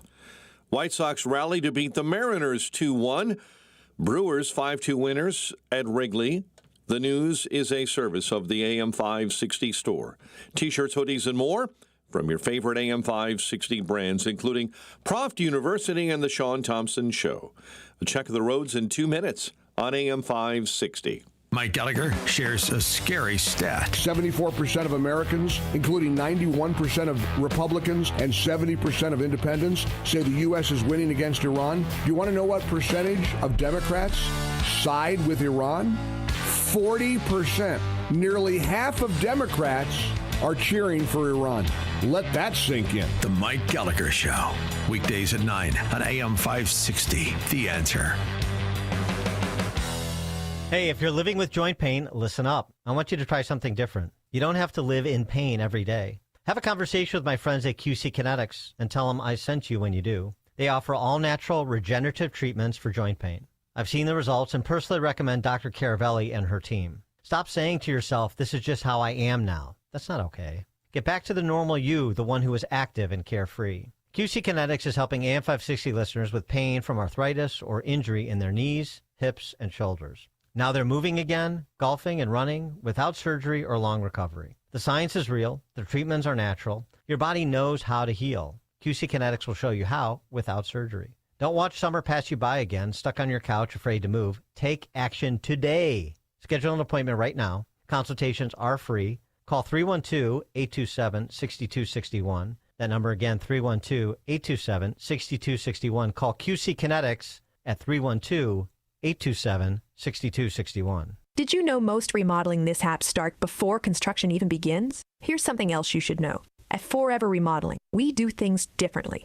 Every kitchen, bathroom, and basement project starts with smart planning, detailed 3D designs, a clear scope of work, and accurate pricing, all sorted out before you get started. No surprises, no stress, just beautiful results. Done right the first time. Visit foreverremodeling.com. That's the number 4, EVER, remodeling.com. And schedule your free in-home consultation today. I remember sitting in the kitchen, heartbroken, overwhelmed, staring at costs and a list of decisions. I prayed for strength and reached out to Catholic Cemeteries of Chicago, only to hear that Mom had already pre-planned everything so my siblings and I would be protected. Because she planned ahead, we weren't pulled apart by heartbreaking decisions. Visit CatholicCemeteriesChicago.org or call 708-236-5407 to schedule a free consultation. Hair Volume from New Nordic will make your hair look thick and healthy. Hair Volume is available online at Amazon and NewNordicUSA.com or in the hair care aisle at your local CVS. 6:37, Team Hochberg Traffic Center time, a service of ExpressPros.com. Facing production swings or a tough skills gap? Workforce Solutions from Express Pros Employment Professionals makes hiring easier. Visit ExpressPros.com so you can hire smarter, faster for contract and full-time jobs. Andersonville neighborhood, an overturned vehicle accident being attended to at Ashland and Farragut. Romeoville accident, Joliet and Sherman. Accident, Route 53 southbound between Palatine Road and Northwest Highway. You've got delays on the Jane Addams this morning eastbound between Meacham and Route 53, and delays on the Ike stop and go between Manheim inbound and Harlem Avenue. Chicago's Morning Answer continues next, but first, a check of your forecast in the Air Right Heating and Cooling Weather Center. Cloudy this morning, breezy, intervals of clouds and sunshine through the afternoon, and less humid. High of only 58. Get the latest weather, traffic, and news updates online at 560theanswer.com. Now, from the Signature Bank Studios. Only the biggest stories, only the biggest guests, and only the biggest opinions. This is AM 560, The Answer.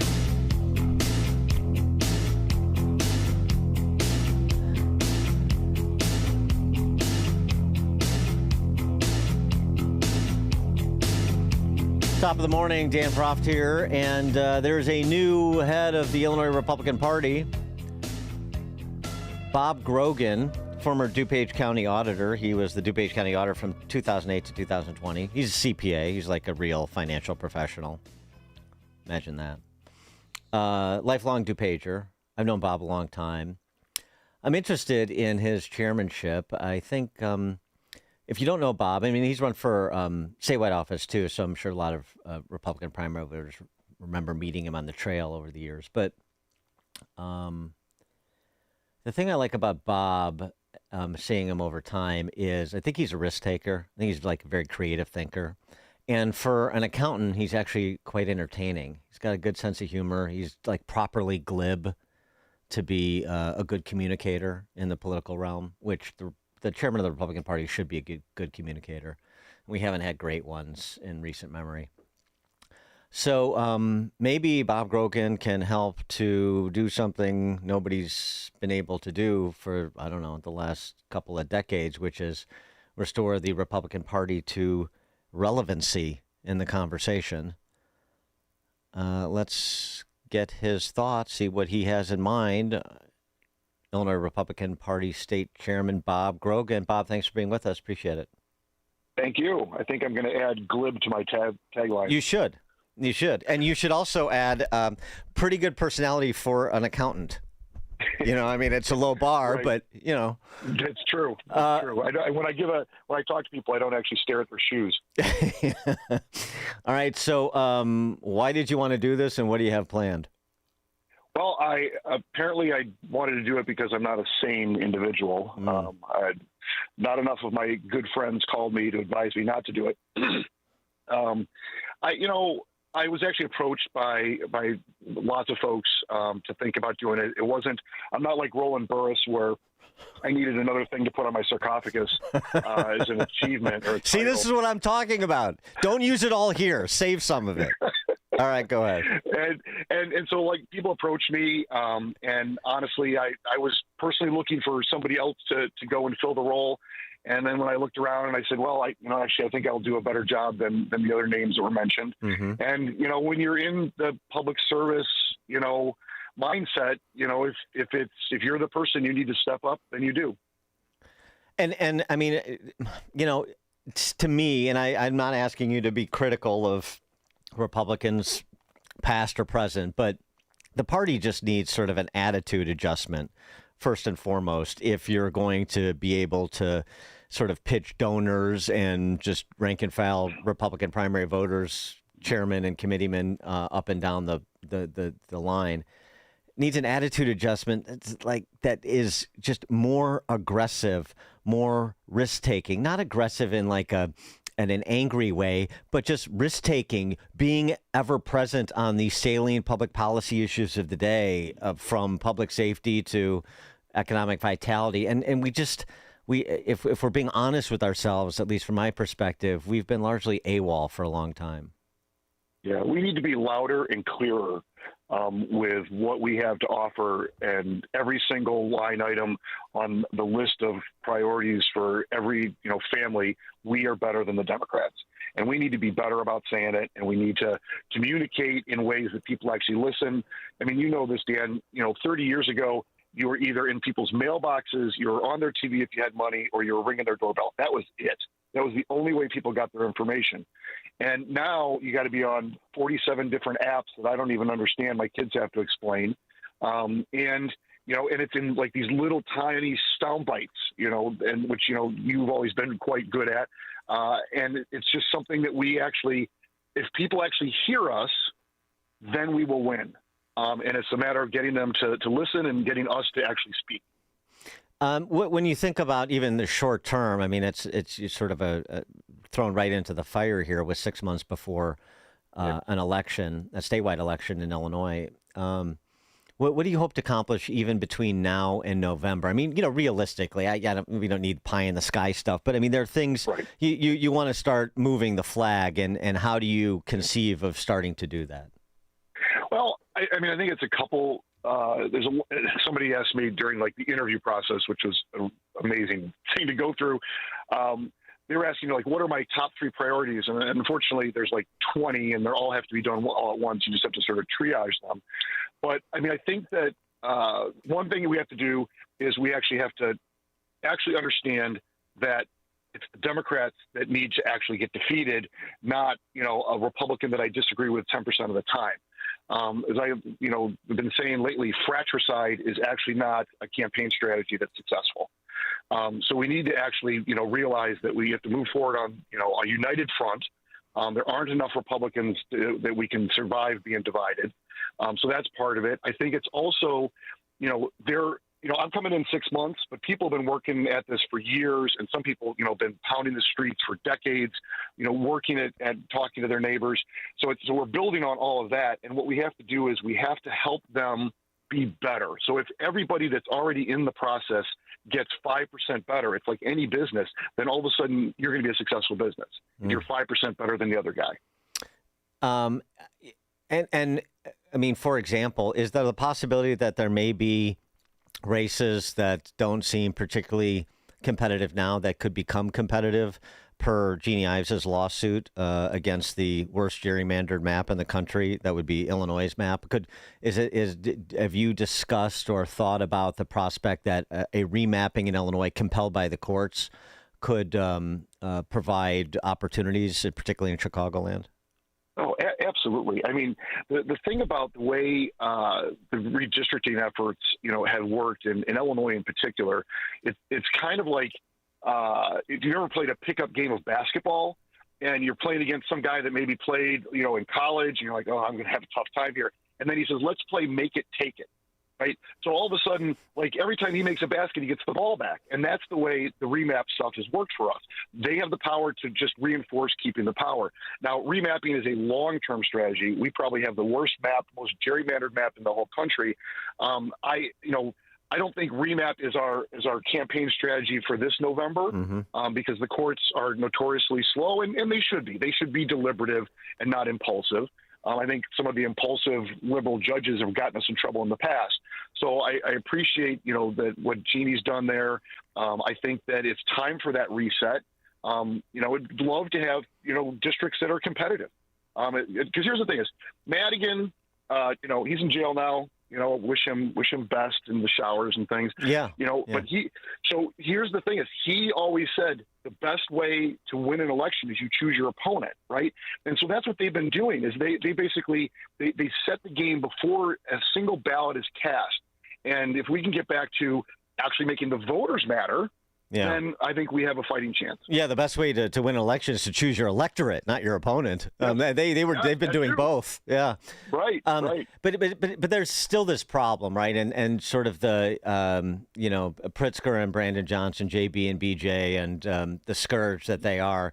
It just isn't enough, and you sort of saw that with the Republican primary turnout in this year, where we're down something on the order of 150,000 Republican primary voters in 2026 as compared to 2022. So there's something that needs to be done to galvanize those people with a center-right sensibility who have thrown in the towel. Yeah, I think that's right. I think that, though I will say the stats, and unfortunately, we're victims of, the numbers from before. I think that they can be somewhat misleading. Having a primary that failed to excite people doesn't mean that the competition in the general excites people. I think that, just here's I know you're a baseball guy. Just because, the playoffs weren't interesting doesn't mean the World Series isn't going to get great ratings. It just depends on how that matchup lines up.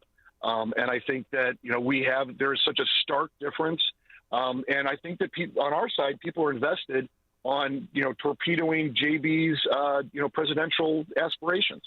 Well, speaking of being invested, conversations with donors, how you are thinking about trying to re-engage donors that may have taken a pause or taken a walk altogether, but are still around and maybe could be persuaded to get back involved to support the party's efforts writ large, and as well as specific candidates at the top, mainly at the top of the ballot because it has a downdraft effect. What's the thinking there? I think when it comes to donors, they're investors, right? And when they see a good deal, they will jump on it, even if they haven't been shopping. Right. And I think that one of the things that we're going to try and bring back is a sense of value to what the donors give. One of the things that I bring to the table is because, I've been at every level, from the walk in the precincts all the way up to, candidates statewide. I do know how to pick out a good deal from a bad deal when it comes to vendors or staff and how the money is actually spent. And so I think that in the past, we've asked donors to give but don't necessarily look here as to how we're spending it. So I invite that scrutiny, and I want to be judicious with donors' money and invest it in the most effective way. I mean, what about some sort of initiative that engages people? I mean, especially with your background both as auditor and again as a CPA. And you've done the transparency work and the county checkbook online stuff.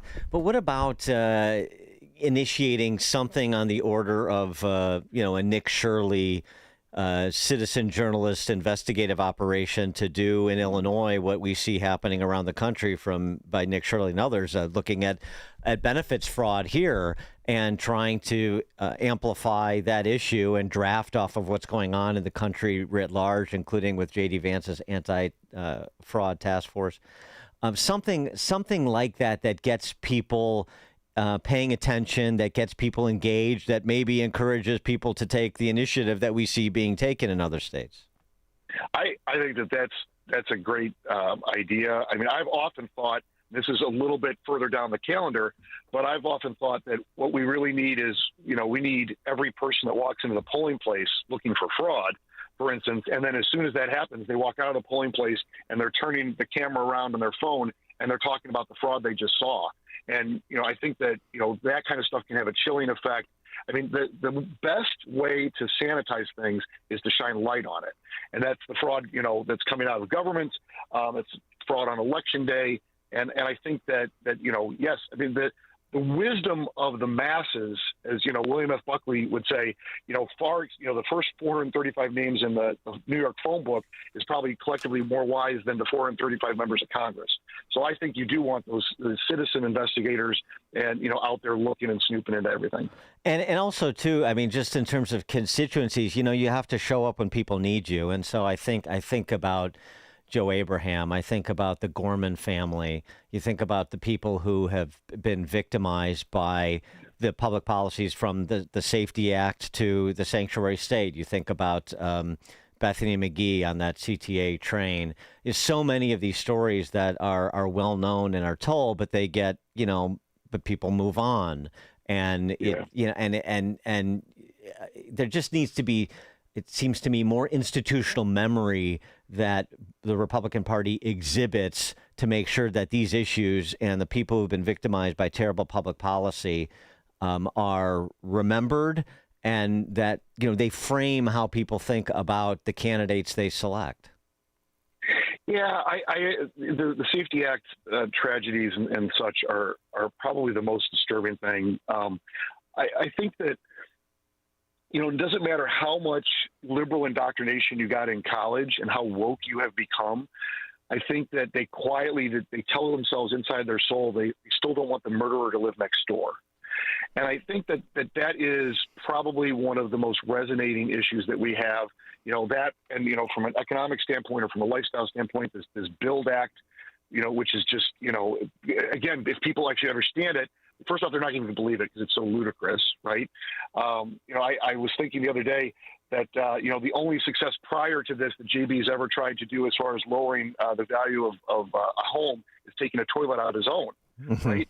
So this is just, they have one, ridiculous idea after another. And the problem is they actually implement them, and then people aren't connecting the dots. And it's up to the Republican Party to help them connect those dots, that their policies that they pass actually cost lives and homes and livelihoods. All right, Bob. Well, we'll be watching to see what you're up to. Bob Grogan is the new Illinois Republican Party state chairman, former DuPage County auditor. Bob, thanks so much for joining us, and good luck. Thank you. Take care. Take care. And Bob joined us on the alphawealthgroup.com answer line. It's like a hot, steaming cup of information to start your day. It's Chicago's Morning Answer on AM 560. The Answer. John was an active man. He'd go for runs, walk the golf course, and always take the stairs instead of the elevator. But then bone-on-bone knee pain got in the way. Ow! And affected his mobility. It became too painful to even go for walks. And when it seemed like John's only option was knee replacement surgery, a friend told him about the Joint Relief Institute and their affordable, non-surgical knee pain relief. John met with the Joint Relief Institute and discovered their lubricating gel treatment could rejuvenate his lost cartilage. Safe, effective, no surgery. Long story short, John is now back to being active without pain or medication. There is an alternative to knee replacement surgery. Stop living in pain. Call the Joint Relief Institute today, 708-315-6800, or visit jointreliefinstitute.com. Locations in Glenview, Oak Brook, and Orland Park. That's 708-315-6800. Medicare and most private insurance plans accepted. Reclaim your mobility with the Joint Relief Institute. Hi, I'm Ken Mariotti, owner of Woodland Windows and Doors, a third-generation family-owned business since 1969. We know you're bombarded by choices when shopping for new windows or doors, so we're inviting you to experience the Woodland difference. For decades, we have been transforming living spaces with Marvin Windows, a fifth-generation family business. Marvin replacement windows have been known to increase the warmth of your cold rooms by 10 degrees. Think about that, 10 degrees warmer. When you welcome Woodland into your home, you will get a product expert to transform your living spaces, full-time, dedicated professional installers that you can trust in your home, along with the best products like Marvin.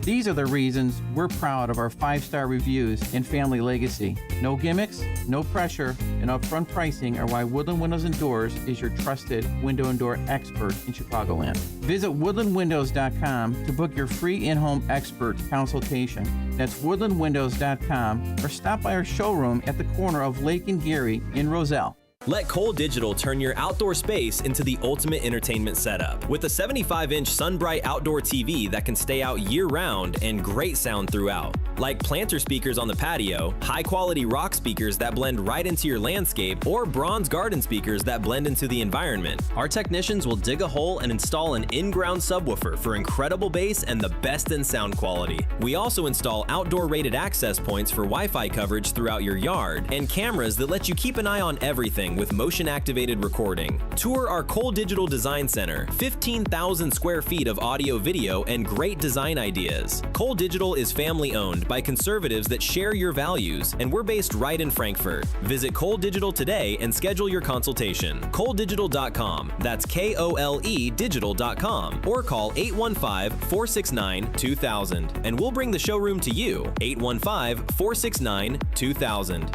Cole Digital, what smart living is all about. If stairs in your home are becoming difficult, there's a practical solution, and it doesn't have to come with pushy salespeople.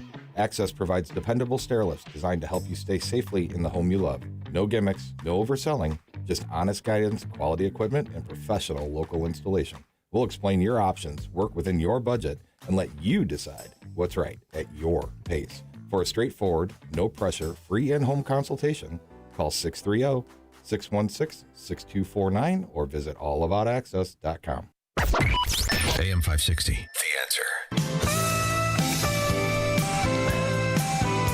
Top of the morning, Dan Prof here. To my point in our discussion with newly minted Illinois Republican Party State Chairman Bob Grogan about daily inventory, daily missives, keeping track of things, keeping people informed, challenging the powers that be.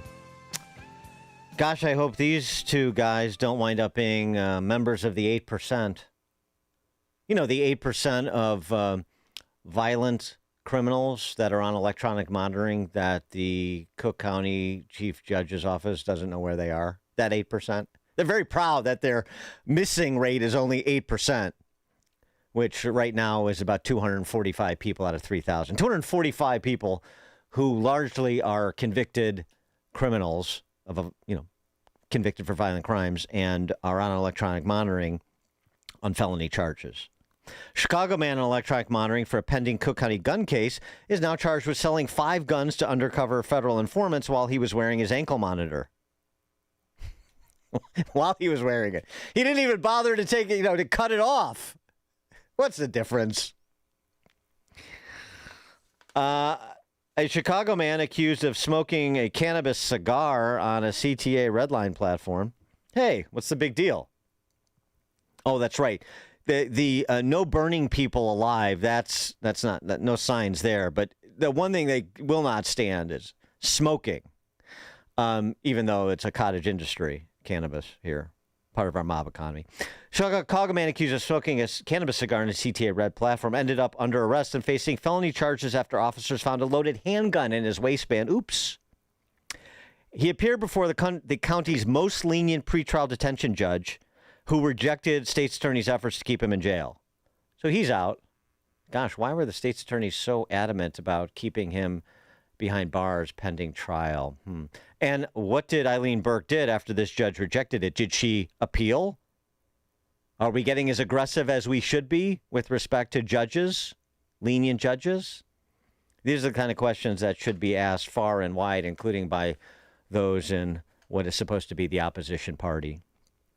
Coming up at 7:07, what does it take to indict Ilhan Omar? John Hinderaker at 7:07. It's now 7 o'clock on AM 560.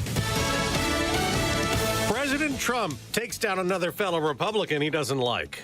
I'm Dave Anthony, Fox News. Congressman Thomas Massie primaried out in Kentucky. If you always vote with the president, if the legislative branch always votes with the president, we do have a king. Massie does not support the president in Iran and did not vote for the big, beautiful bill. He lost by almost 10 points to Trump-backed GOP challenger Ed Galrain. That sends a message that we, the people, are going to stand up.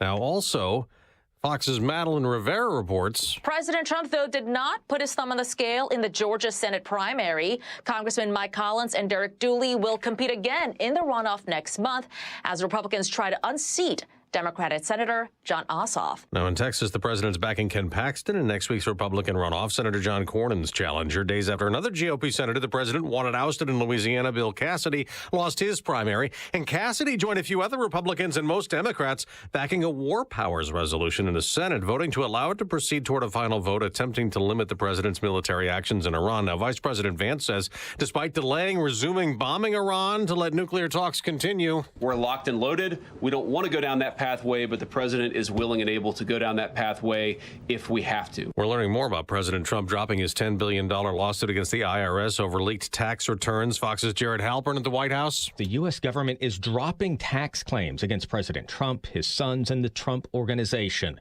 A one-page document posted to the Justice Department's website says the federal government is forever barred and precluded from investigating or pursuing tax claims currently pending. That settlement also includes a nearly $1.8 billion settlement fund for people believed targeted by the Biden Justice Department.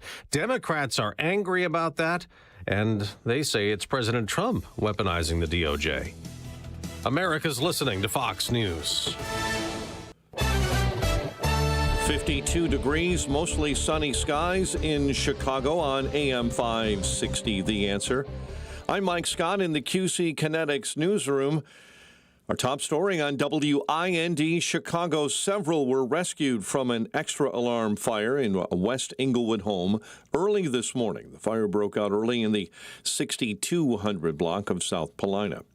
NFL Commissioner Roger Goodell offering an update on the status of the Bears Stadium saga, saying there are two viable sites, Arlington Heights and Hammond, Indiana.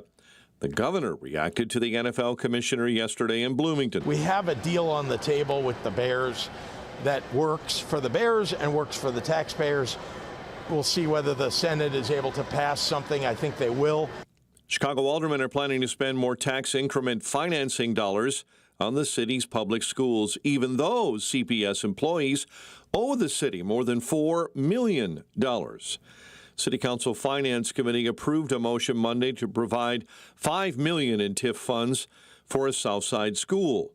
Alderman Ray Lopez said recent Inspector General's reports show CPS workers owe more than $4 million in debt, overdue charges, and unpaid fines. They are all collecting paychecks from the taxpayers. They all owe this body money, and you are here today asking us for $5 million when you owe us $4 million. CPS proposed a $10 billion budget for the next school year. White Sox beat the Mariners 2-1. Brewers over the Cubs 5-2. The news, a service of Salem Surround, a local digital marketing agency, providing high-performing digital solutions to surround your target audience. SurroundChicago.com today. A check of the roads in 2 minutes on AM 560. Alex Marlowe explains the end goal. People are starting to finally get the message that I've been bringing to you on this show from day one, which is that so long as Iran intends to pursue nuclear weapons, that is an imminent threat to the United States of America, and we cannot allow for that to happen. We need to lock in the full and total destruction of Iran's nuclear capabilities, and then things will go back to creating the golden era. The Alex Marlowe Show. Afternoons at 3, right before Sean Thompson at 4 on AM 560. The Answer. An official message from Medicare. I turned 65 this year. I knew it was time to figure out Medicare, and I had questions, like when to enroll and how to enroll. So I went straight to the official source, Medicare.gov, to get the facts about Medicare. I found answers to all my questions, and I'm ready to get started. And so can you. Just go to Medicare.gov to get the real facts about Medicare. Paid for by the U.S. Department of Health and Human Services. Wesley Financial Group is not a law firm, and Chuck McDowell definitely not an attorney. This is Chuck. If someone talked you into buying something really silly and you want to get out of that silly little thing, my advice, get the facts. Call me and I'll send you our timeshare exit kit absolutely free. Inside, you'll learn how timeshare works and all your options for cancellation. Call Wesley now for your free timeshare exit information kit. 800-809-7171. That's 800-809-7171. Did you know most remodeling mishaps start before construction even begins? Here's something else you should know. At Forever Remodeling, we do things differently. Every kitchen, bathroom, and basement project starts with smart planning, detailed 3D designs, a clear scope of work, and accurate pricing, all sorted out before you get started. No surprises, no stress, just beautiful results. Done right the first time. Visit foreverremodeling.com. That's the number 4, EVER, remodeling.com. And schedule your free in-home consultation today. Each morning, the newsmakers and the newsbreakers shaping today's conversation are heard on the alphawealthgroup.com answer line on Chicago's Morning Answer. When you need answers about what's happening in your world, you turn to AM 560 The Answer. And when you need answers about how to prepare for and protect your retirement, you turn to the Alpha Wealth Group, now the proud sponsor of the AM 560 Answer Line, right here on Chicago's source for news, opinion, and insight. AM 560 The Answer. Looking for a great real estate agent? Someone who can help you sell your home fast and for top dollar?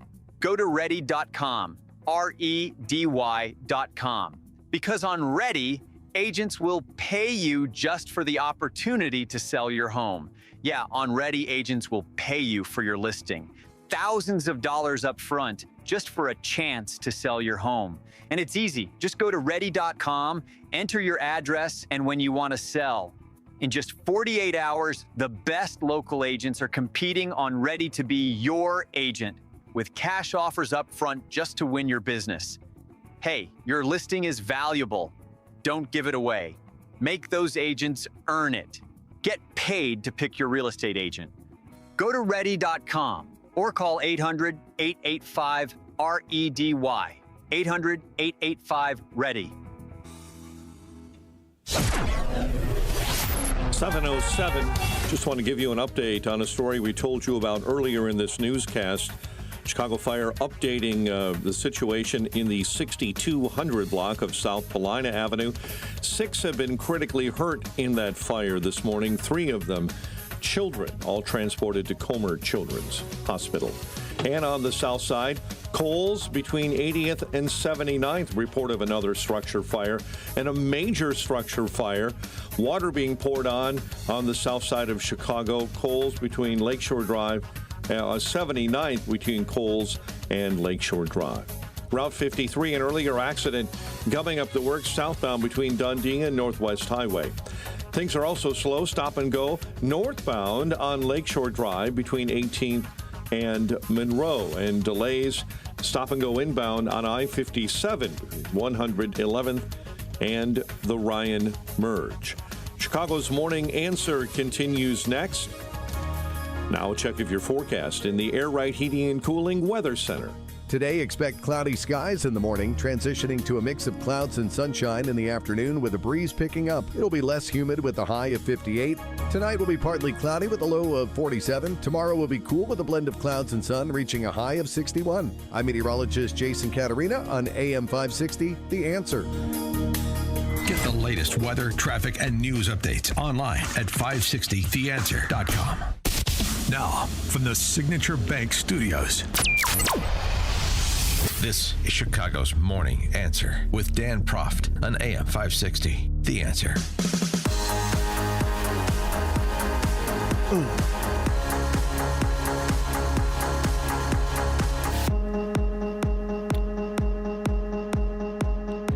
Top of the morning, Dan Proft here. So those Manionistas that we talked about yesterday, the press-credentialed Mangione fans, boy, at the talk of the town right now, especially in media circles. Media loves to talk about itself. Not that I characterize these three dingbats as media, but hey, they really took awfuldom to a new level, didn't they? This was some of what they had to say about being a Manionista and a journalist, of course. Three of them. And we've got a little bit of backstory on them now. Alina Weisbrot, April Rios, and Ashley Rojas. I said what I said. I don't give a fuck. His children are better off without him. They need to learn to not be like their dad and enjoy the blood money, kids. What was that? I didn't get that, what you said. I'm standing on business. Brian Thompson. I don't give a flying died. Millions of Americans. I liked it. Millions of Americans suffer every single day from the lack of recognition when it comes to United Healthcare. We had a literal infant named Stella who, because of how negligent her health insurance was, she died. An infant died. So if you guys are okay with someone like Brian Thompson being around and that being a part of our society, that says more about you as a person, because you look absolutely monstrous defending someone like that. Participates in social murder. That's what we mass social murder. He's responsible for more deaths than Osama bin Laden. And I remember Americans celebrating when Osama bin Laden was killed. It's not like we don't understand heroic violence or like when violence is good. That's like as America gets. I mean, why do we protect the Second Amendment so much? Is it to allow people to shoot up schools, or is it for us to protect our democracy? I think it's to protect our democracy. It's not saying, we should all take up arms, but when your democracy is eroded and there's no other option, like, what are we meant to? I look forward to those three having a View-like show on a major network. Don't give a blank that Brian Thompson got assassinated, the United Healthcare CEO. His children are better off without him. He was a mass social murderer. To murder someone, if the political cause is righteous, is not a crime at all. It shouldn't be. To commit social murder by being, say, a healthcare company executive is a capital offense. Get the thinking? Miss Weisbrot, who was the one who compared Brian Thompson unfavorably to Osama bin Laden. She's a graduate of Florida State. She was one of 5 students awarded a Fulbright Fellowship in 2015 to study the influence of music around the world. She focused on hip-hop as a form of activism in South Africa. And then she became a video game developer. She created a game called F Everything. The idea is it's a dating simulation where you can have intercourse with people, animals, monsters, and inanimate objects. Why Dan Proft is single. April Ross is an influencer turned organizer involved with Hot Girls for Zoran. Maybe that's how they got the press pass.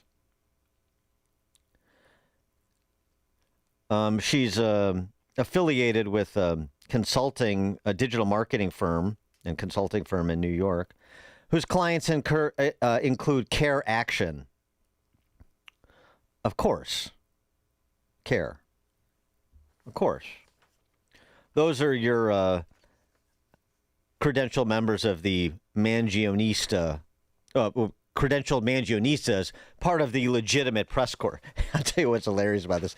Now, of course, Mamdani's office is backpedaling. They should have never got credentials. How did this happen? Meanwhile, our friend Charles Lehman over at City Journal can't get one, can't get a press credential. And Olivia Reingold writing in the Free Press, look, somebody who's been through the process, getting a press credential isn't easy. Well, maybe you should have been a hot girl for Zoran. But the best part of this, the statements they made offended Mangioni's attorney. Mangioni's attorney said the Manionistas do not represent the views of Luigi, nor the tens of thousands who've shown support for him around the world. The only people who speak for Luigi are his attorneys. We condemn these vile and irresponsible statements that have no place in the discourse around these cases. They've offended the assassin, the Manionistas. Oh, man. I mean, this is why it is just so difficult to do satire these days. For more on all this and other matters, please be joined by John Hinderaker, president and center of the American Experiment, contributor to Powerline, powerlineblog.com. John, thanks for being with us. Appreciate it. Always good to be with you, Dan. Just when you thought the Manionista story couldn't get more grotesque and absurd, Luigi is offended by them. Well, I assume his lawyer is going to try to claim that in some sense Luigi is innocent. And of course, these women who are, total goofballs, they don't love Luigi because they're under the misapprehension that he's innocent. They like him because he's guilty. Right. Exactly. His lawyer can't quite sign on with that. But I'll tell you, Dan, what's scary about these people, it's not just that there are people this nuts living in our society. Is Fulbright scholar. Women. Fulbright scholar, I know, it's unbelievable. The problem is that they speak for a lot of members of the Democratic Party. There was polling done not long after Mangione committed his murder, and in that polling, 68% of liberals said that they had at least some sympathy for Mangione. 35% of liberals said they not only sympathized with him, but specifically supported his decision to murder Brian Thompson. 35% of liberals. 14% of liberals described themselves as very supportive of the murder. There are a lot of people out there who think like this. Well, right, and we saw this just going back to the larger topic of the percentage of people who believe that violence is the legitimate means to political ends. We saw this at the height of Doge with not just the vandalism against Teslas and firebombing Tesla dealerships, but also the surveys that suggested that a significant plurality to majority of men and women on the left believed that there was a basis to assassinate both Trump and Musk. Yeah, that's why it's dangerous to be a conservative these days. Well, yeah. I wanted to get to benefits fraud, J.D. Vance's anti-fraud task force, and specifically your fair state of Minnesota, and specifically your fair representative named Ilhan Omar. This is what J.D. Vance had to say about her specifically at his presser yesterday. I mean, you read the things about Ilhan Omar and about, who she married and whether she didn't marry this person or that person. It certainly seems like something fishy is there, but everybody's entitled to equal justice under the laws. So we're going to investigate it. We're going to take a look at it. If we think that there's a crime, we're going to prosecute that crime. And that's something the Department of Justice is looking at right now. Yeah, I got to say that answer or that statement left me a bit wanting. It's something fishy there. Yeah, you know how else I know something's fishy there is the mastermind behind the Feeding Our Future fraud, who was convicted in March of last year for conspiracy, bribery, and wire fraud. This is $250 million fraud that was committed. She said that Omar knew about the scheme. And How long does it take to get to the bottom of the issue and make a charging decision with respect to Omar when it comes to immigration fraud, to benefits fraud? Well, Amy Bach, who founded Feeding Our Future, the most famous nonprofit involved in that fraud, which probably was $500 million, actually, $500 million. Okay. She was convicted by a jury on, 15 counts or something, obviously guilty. She's being sentenced tomorrow, and so she is doing a publicity tour. Apparently, when you're an inmate in a jail, it does not inhibit your ability to talk to reporters. So she's been, working the reporters in hopes of getting a lighter sentence when she's sentenced tomorrow. And I think this is part of that effort. She talked to the New York Post. She talked to a number of people. She doesn't actually have anything on Ilhan Omar. What she said was Omar must have known. It was so pervasive, Omar must have known. Well, I think a lot of us believe that that's true.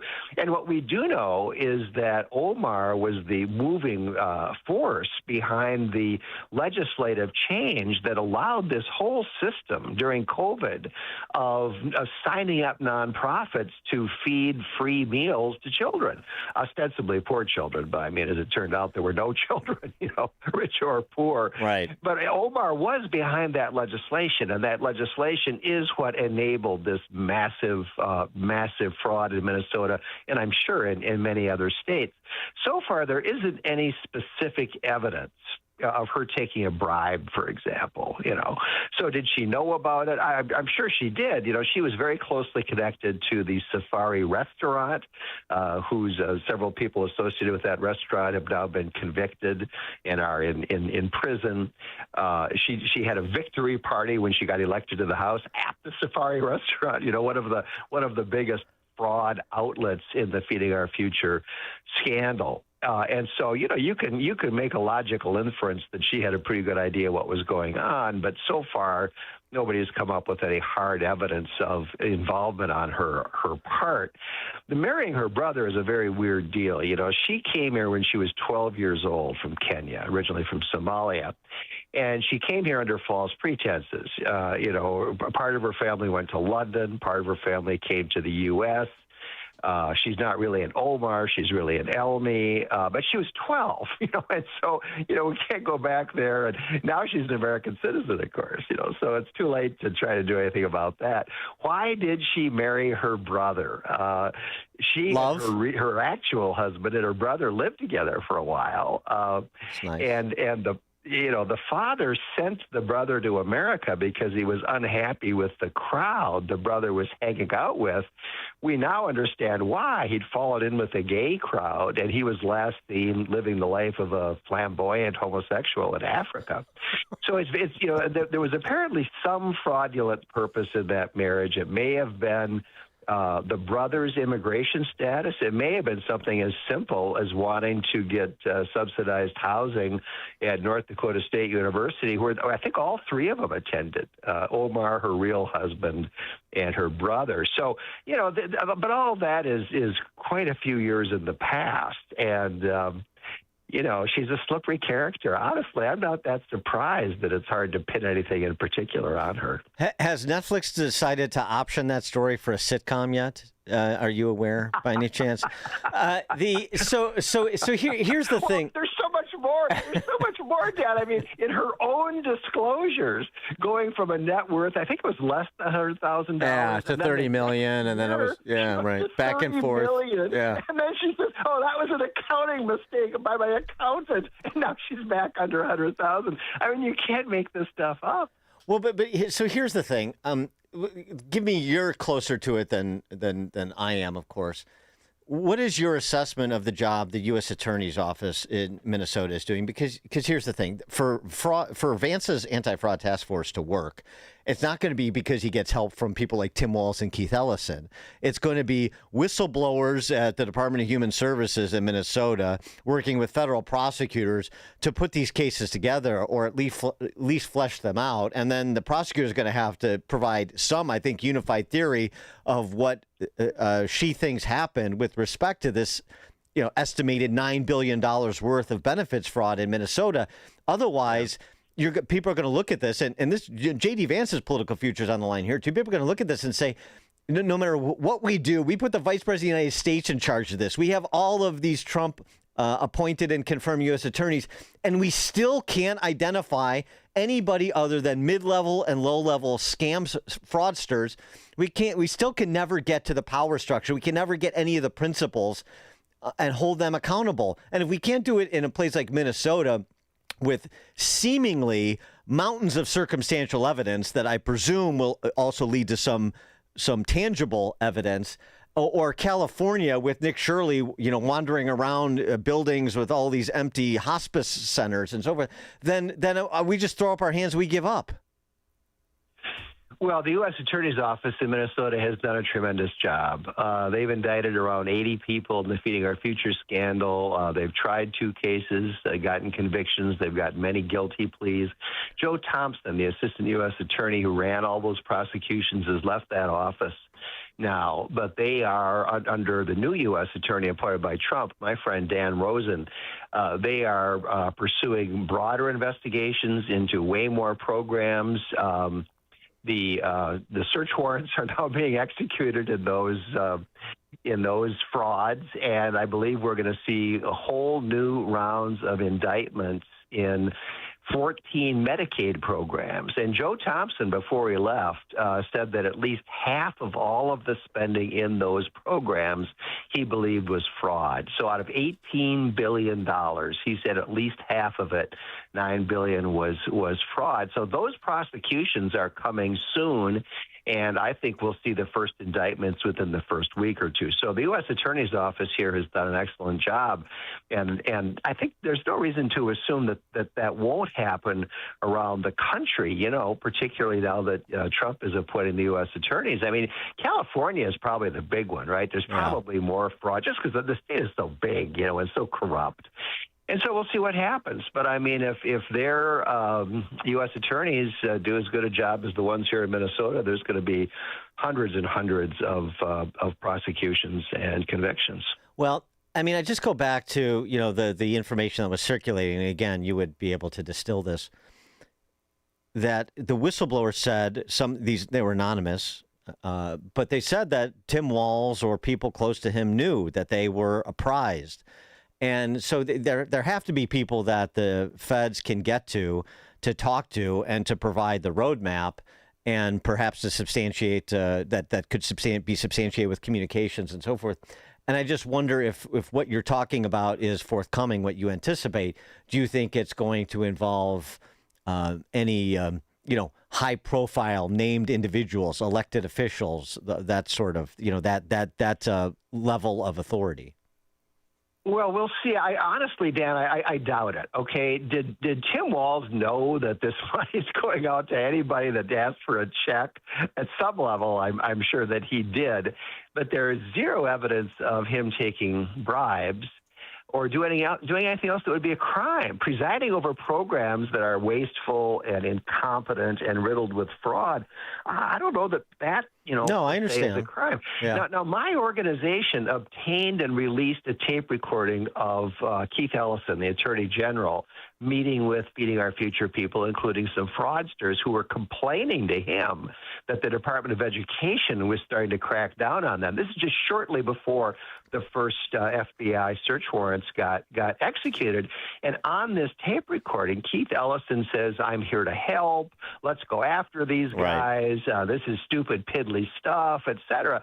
So, but the search warrants got executed, and the whole scandal broke apparently before he had time to actually do anything. So that's maybe the closest that we have of any real evidence of something that could possibly be a crime on the part of a high-ranking official. The real remedy is political. I mean, I'm confident that Keith Ellison is going to lose his bid for re-election. He's up in November running for a third term. I think he's going to lose.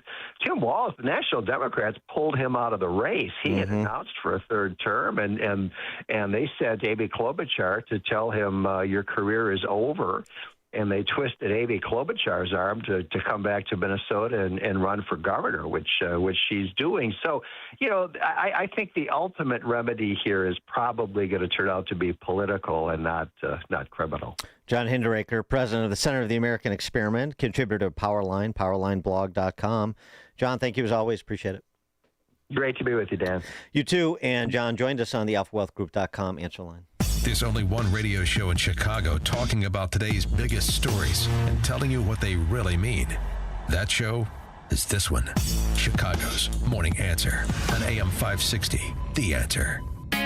It's almost time once again for the annual AM 560 Golf Outing, presented by Signature Bank. AM 560 is proud to partner with the Tunnel to Towers Foundation to help them support America's first responder and military heroes, to help America never forget 9/11. This year, our golf outing is happening on Monday, June 15th at McRae Memorial Golf Club in Barrington. When you purchase a foursome to join us, you'll enjoy a full day of golf, meals, an awards reception, and a silent auction. And if you're a business owner, when you purchase a foursome, you'll also receive an AM 560 marketing campaign, which includes 25 one-minute commercials to air on AM 560 Monday through Friday between 5 a.m. and 8 p.m. and a free digital marketing analysis. Reserve your foursome today at 560theanswer.com/golf. That's 560theanswer.com/golf. Sponsored in part by Edward Jones Financial Advisor Nolan Webster and by real estate broker Ed Dream at leavingil.com.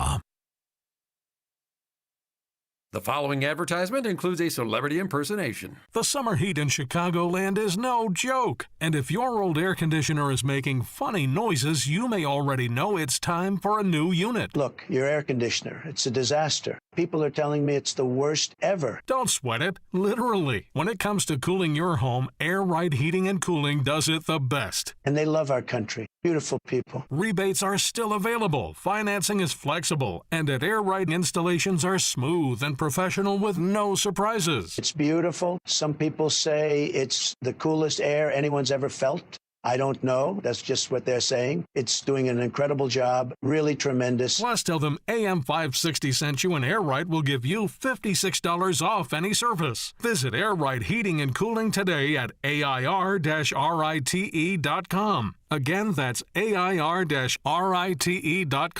Air Right Heating and Cooling. Doing it right since 1959. Hey, if you're living with joint pain, listen up. I want you to try something different. You don't have to live in pain every day. Have a conversation with my friends at QC Kinetics and tell them I sent you when you do. They offer all-natural regenerative treatments for joint pain. I've seen the results and personally recommend Dr. Caravelli and her team. Stop saying to yourself, this is just how I am now. That's not okay. Get back to the normal you, the one who is active and carefree. QC Kinetics is helping AM 560 listeners with pain from arthritis or injury in their knees, hips, and shoulders. Now they're moving again, golfing and running without surgery or long recovery. The science is real. The treatments are natural. Your body knows how to heal. QC Kinetics will show you how without surgery. Don't watch summer pass you by again, stuck on your couch, afraid to move. Take action today. Schedule an appointment right now. Consultations are free. Call 312-827-6261. That number again, 312-827-6261. Call QC Kinetics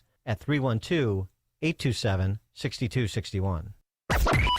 AM 560, The Answer.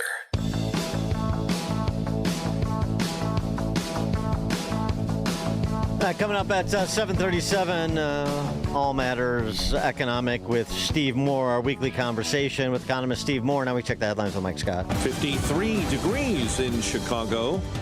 In the QC Kinetics newsroom, several rescued from an extra alarm fire in a West Englewood home early this morning.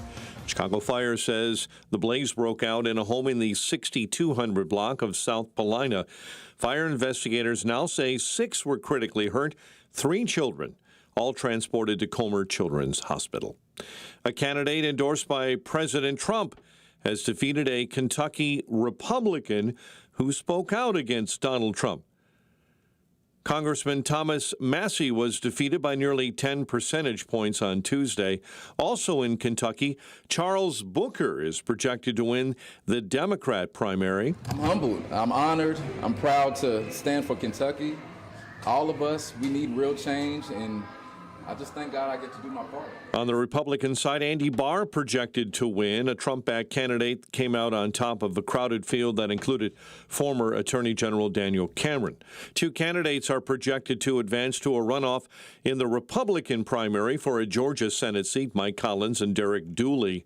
Meantime, in Oregon, in the governor's race there, Christine Drazan is projected to win the GOP primary. She'll face incumbent Democrat Tina Kotek come November. Meta's North American employees have been told to work from home today as the company plans to lay off an estimated 10% of its workforce. NFL Commissioner Roger Goodell offering an update on the status of the Bears Stadium saga. During an owners' meeting, Goodell saying in Orlando yesterday there are still two viable sites, Arlington Heights and Hammond, Indiana. Arlington Heights Mayor Jim Tenaglia responded last night saying they're still moving carefully. So my commitment to this community has been and remains, this will be done really, really well, really, really carefully, really, really transparent, really, really thoughtful, or it won't happen. A risk of salmonella contamination has caused yet another recall of a pantry item sold at a popular Illinois grocery store in a dozen other states. California-based Sugar Foods has recalled lots of 5-ounce Kroger brand home-style cheese garlic croutons because of salmonella concerns. White Sox rally to beat the Mariners 2-1. Cubs fall to the Brewers 5-2, and the news a service of Steiner Homes. Building homes is more than a business, it's a calling. Visit SteinerHomesLTD.com.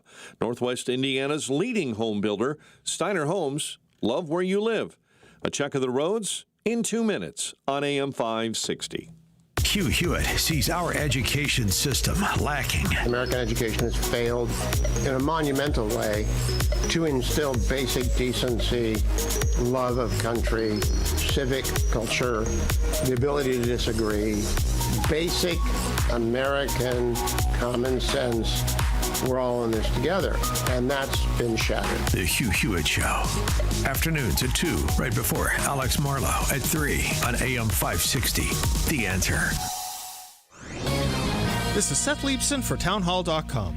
Numerous media outlets had a difficult time with the Rededicate 250 celebration the White House sponsored this past Sunday. One major paper reported, quote, until Trump's second term in office, it had been virtually unheard of in modern times for U.S. government officials to publicly tie the nation to a specific set of religious beliefs. Trump's cabinet members have changed that norm. Close quote.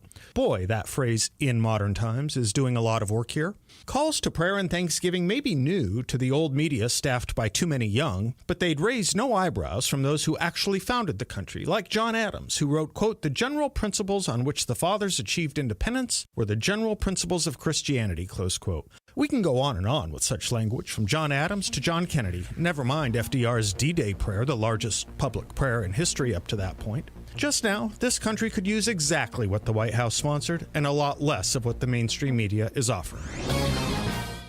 If you have unfiled taxes or are in debt to the IRS, this is important news. Did you know the IRS has programs specifically designed to help people struggling with tax debt? Powerful tax assistance programs that can save you thousands if you qualify. No one knows these programs better than the experts at Optima Tax Relief, America's most trusted tax resolution firm, A-rated by the Better Business Bureau. Their award-winning tax attorneys and licensed professionals have resolved over $3 billion of tax debt for their clients. One call to Optima can start the process, helping to put an end to your worries about wage garnishment, asset seizure, and other aggressive IRS actions. Find the best options to solve your tax problems. Call the experts at Optima Tax Relief today for a free consultation. Call 800-965-1433. 800-965-1433. 800-965-1433.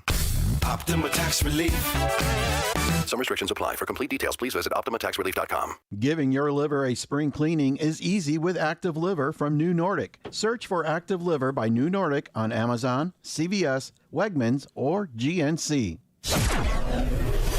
7:38, Team Hochberg Traffic Center time. Metra commuters, Metra UP West Line trains near West Chicago halted due to a vehicle on the tracks there, and service is suspended for now. South side of Chicago, 79th east and westbound between Coles and Lakeshore Drive, shut down for a huge structure fire that's being put out.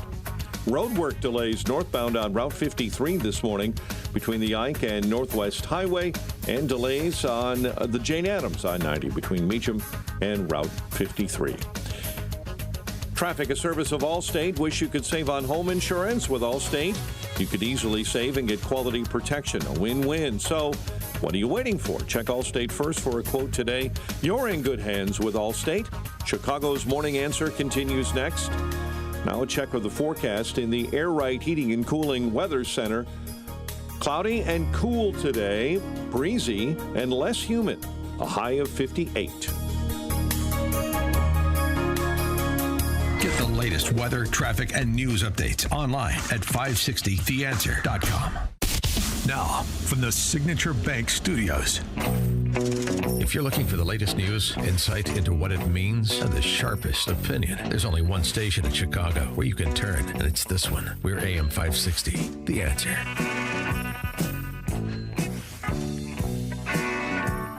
Top of the morning, Dan Proft here. And so yesterday, Trump and allies finished off Thomas Massie's congressional career.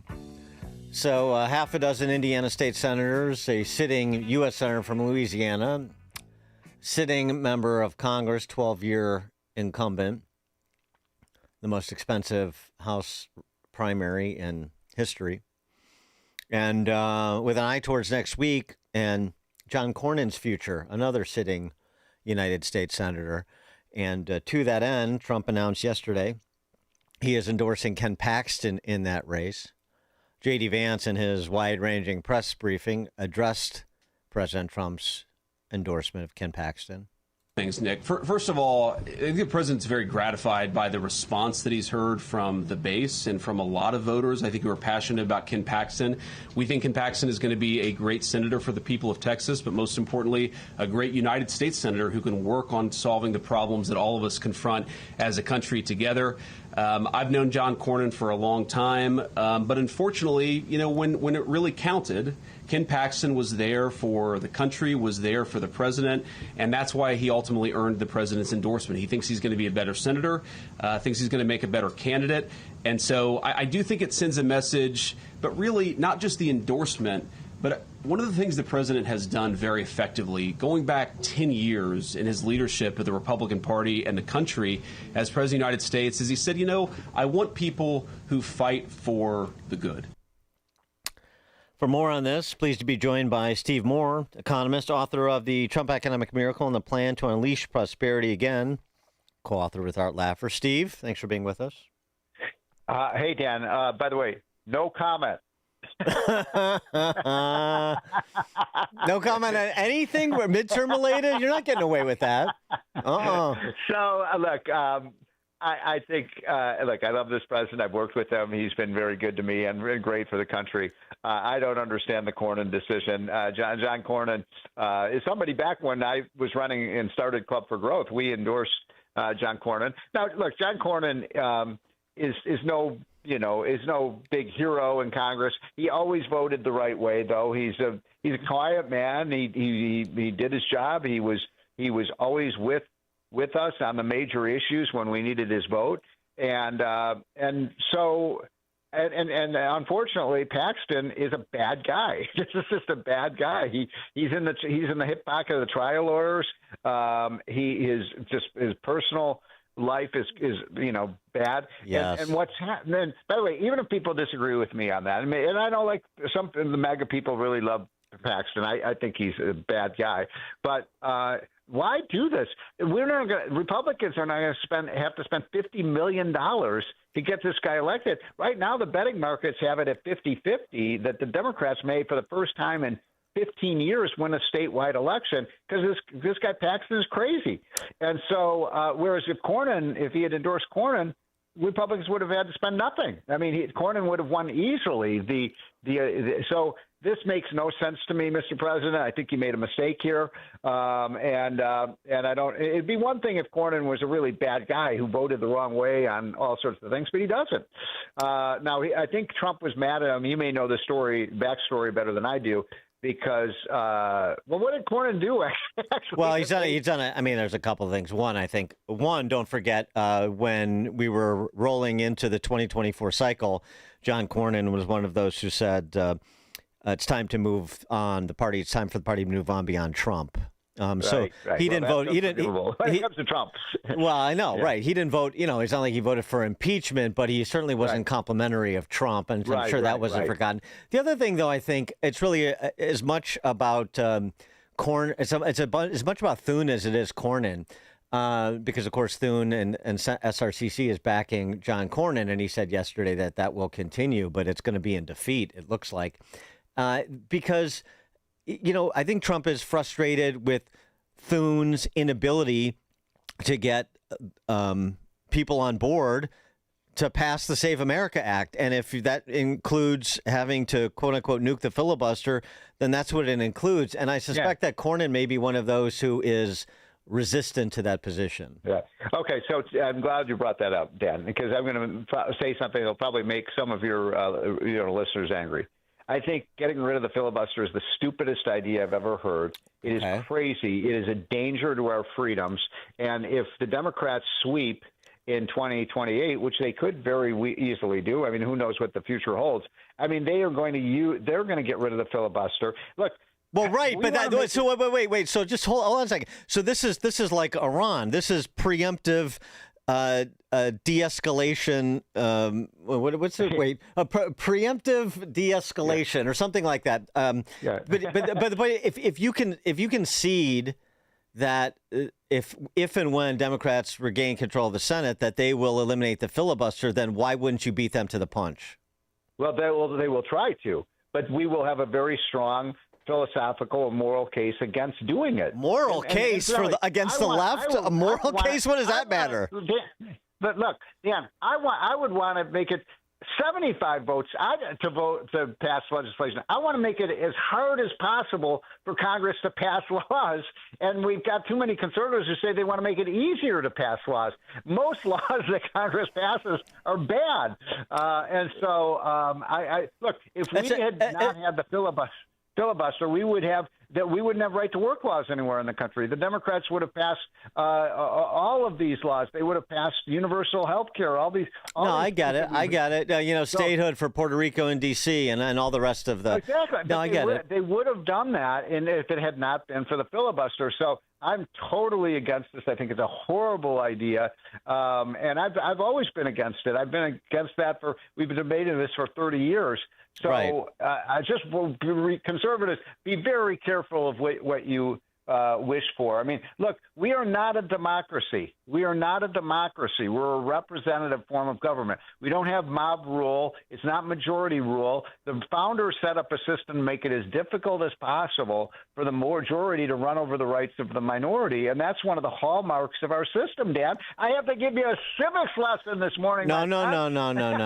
No, but look, I'm inclined to your position and have been, but I've been moving on it just because, thinking about when Harry Reid blew up the filibuster for judicial nominees, and that provided a response in kind from Republicans.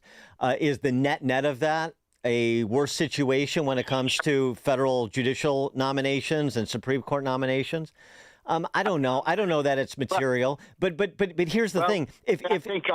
Go ahead. Even on Supreme Court nominees, I think it should take a supermajority. These are the most important people in America making the most important decisions. Why not have be 60 or 67 votes to get these people confirmed? But look, more laws is a bad thing. To make it easier to pass more laws is going to lead to a lot of bad legislation that is going to violate our freedoms as Americans, and I'm going to leave it at that. So I'm against it. I really am. All right. Okay. But by the way, you know what? Let me just say something about everyone agrees. Like, this is an 80-20 issue that we should have voter ID. Right. They're going to probably pass voter ID in California on the ballot in November, and it'll probably pass easily. So my point is, okay, if you don't like the way these people are voting, get rid of them. Vote them out of office. Let's let the Democrats explain to American people why they don't want voter ID. And everyone knows why they don't want voter ID, because they want illegal immigrants to vote. All right, I'll let you have your say here. You know, our people need to hear both sides. It's good. Now, okay? What's that? Getting off your soapbox? Stand okay. off my soapbox. All right. Well, let's talk a little bit. I'm disappointed in you. I thought you'd agree with me on this one. You're going wobbly on me. No, I am wobbly on this. I admit I've moved on this because It seems like sometimes conservatives get tethered to norms for no good reason. I mean, I'm a Chesterton's fence guy. Like, understand why the fence or the norm was there before you tear it down. But I mean, looking at where things are and what the trajectory is for the foreseeable future, I don't think we can restrain ourselves when it comes to preemptive action vis-a-vis the left. I really don't. You may be right about that. But I still don't think it's a reason to change all these rules. But we will see. I mean, I don't want to see it happen, because I think, look, if the Democrats get in, and if there's no filibuster, they will trample all over our rights. I mean, they'll raise the top tax rate to 80%. They'll do the craziest things you ever saw. And I want to make sure that if we're in the minority, we have some rights. Well, that's what the courts are for too, which is why we need to get our nominees through. But I understand your position. I do. Let me get to where you think the Trump administration is. They had this Trump RX confab this week, trying to address some affordability issues parallel to this pending issue with Iran. But the New York Times Siena poll out this week shows Trump under 40% approval rating and an upside down on Iran, on affordability, even on ICE and immigration. So what's your advice and counsel from the president on matters economic? We got to, I hate to sound like Bill Clinton, but I'm going to sound like Bill Clinton for a minute, okay, Dan? I feel your pain. Remember that? And it kind of worked, actually. So I think the problem is when Trump said the other day, look, I love Trump. He's been amazing to me personally. I love him, but and he's great for the country. But when he said the other day, well, I don't really care about gas prices because we have to disarm, Iran. I mean, that sounded like, a little bit of a kind of elitist statement. And what we need to be saying in the Trump administration is we're doing everything we can to bring prices down. And that includes, by the way, on health care, there are a lot of ways to reduce the fraud that is going on in the Medicaid and Medicare systems in the hundreds and hundreds of billions of dollars. And incidentally, if you want to bring prices down, one of the most important ways of bringing housing, prices of everything from housing to food to drugs, to energy, is to stop spending and borrowing so much money in Washington, right? Cut the budget and the inflation rate will come down. And so one idea that Trump has that I think is a good one is to suspend the federal gas tax for a month or two until the prices come down. That'll be some relief at the polls.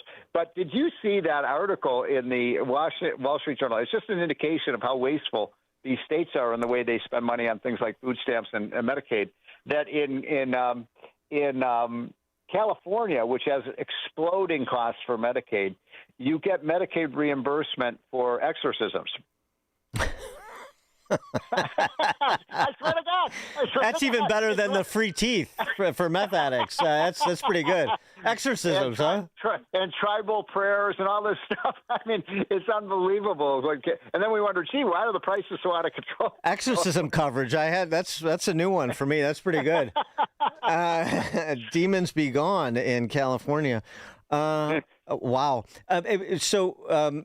The spending piece of it, though, that's just not the orientation here. That is not what's going to happen. We saw how Doge worked out. So, So what else you got? You mean to bring down prices? Well, look, I mean, I like the idea, for example, in the housing of this is an idea that lawfare and I have been proposing is to allow people to have indexing for capital gains of their if you sell a principal residence. So right now there's just a shortage of housing on the market because we have this stupid capital gains tax that prevents old people like me. I'm 66. You know, we're empty nesters now. We were at a 5-bedroom house. The kids are gone. We'd like to sell our house, but literally, not figuratively, literally, we cannot sell the house because we can't afford to pay the taxes on the house. So half of the gain that we've made in owning our house has been due to inflation. Dan, do you think it's fair to tax people on an inflationary gain? No. Yeah, so let's get rid of that. Let's index it for inflation, and then people would be able to. Old folks like me could sell my house, and then I could, move to Florida and play golf every day. Exactly right. Well, that's the play. And then that house could be bought by young people. I mean, look, when I first bought my first house when I was 31 years old with my wife, we didn't have much money. We scrounged together enough money to put up a down payment for a $125,000 house, and it was just a little shack. But once you get a house, then you can start building up. But I have 2 sons that are in their early 30s. They can't even possibly find a house that they could afford right now. Well, and by the time you get to Florida, Ron DeSantis will have eliminated property taxes on your homesteaded house. So then you're really sitting pretty. Oh, my God. I can't wait. All right. Steve Moore, now I want you to think about this phrase and apply it beyond Iran to the Senate. Retaliatory preemptive de-escalation. I just want you to think about that. In other words, we bomb them first, right? Yeah, basically. Steve Moore, economist, author of The Trump Economic Miracle. Thanks, Steve. Thanks, Dad. Have a great weekend. Bye. You too. And he joined us on the alphawealthgroup.com answer line. This is the morning show more Chicago radio listeners are choosing. This is Chicago's Morning Answer on AM 560. The Answer. Don't miss In Grace with Pastor Jim Scudder Jr. Now heard on Sunday mornings at 7:30. Tune in and find hope as Jim Scudder explores God's Word and His world each Sunday morning right here on AM 560. The Answer. Business owners, now's the time for your business to make the move to a locally owned business bank. Hi, Mike Gallagher here to let you know that you don't have to look far. Signature Bank was founded in Chicago with a simple mission to help companies like yours grow, succeed, and thrive. Their decisions are made locally by a terrific team that knows your name, cares about your business, and invests in your success. That's why Signature Bank is my bank. I'm a customer. As business owners, they knew that local family-owned businesses were not getting the help they needed or deserved. So I invite you to reach out to my friends at Signature Bank today. Write the number down. Remember this phone number, Signature Bank, 773-467-5630, and learn all about this great bank, 773-467-5630, or visit them online at signaturebank.bank. That's signaturebank.bank. Signature Bank makes commercial banking personal. Member FDIC, equal housing lender. Picture warm Gulf breezes, turquoise waters, white sand beaches. Now, add evenings of conversation with Salem Media's Mike Gallagher, Scott Jennings, Larry O'Connor, and Jennifer Horn. This November, sail from Fort Lauderdale to the Bahamas, Jamaica, the Cayman Islands, and Mexico on a 7-day journey built for those who love this country. Book your cabin today when you text the word cruise to 94878. Celebrate America's 250th anniversary the right way on the Gulf of America Cruise. Book your cabin now. Text the word cruise to 94878. Take the journey of living a happy, successful, and meaningful life through God. Listen to It's Time with Dan Lights, Sunday mornings at 9 on our sister station, AM 1160. Hope for your life.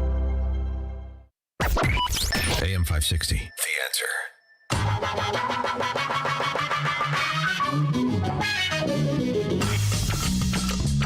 Answer. Sticking on this matter of Libertyville High School and the grooming of a girl with Down syndrome.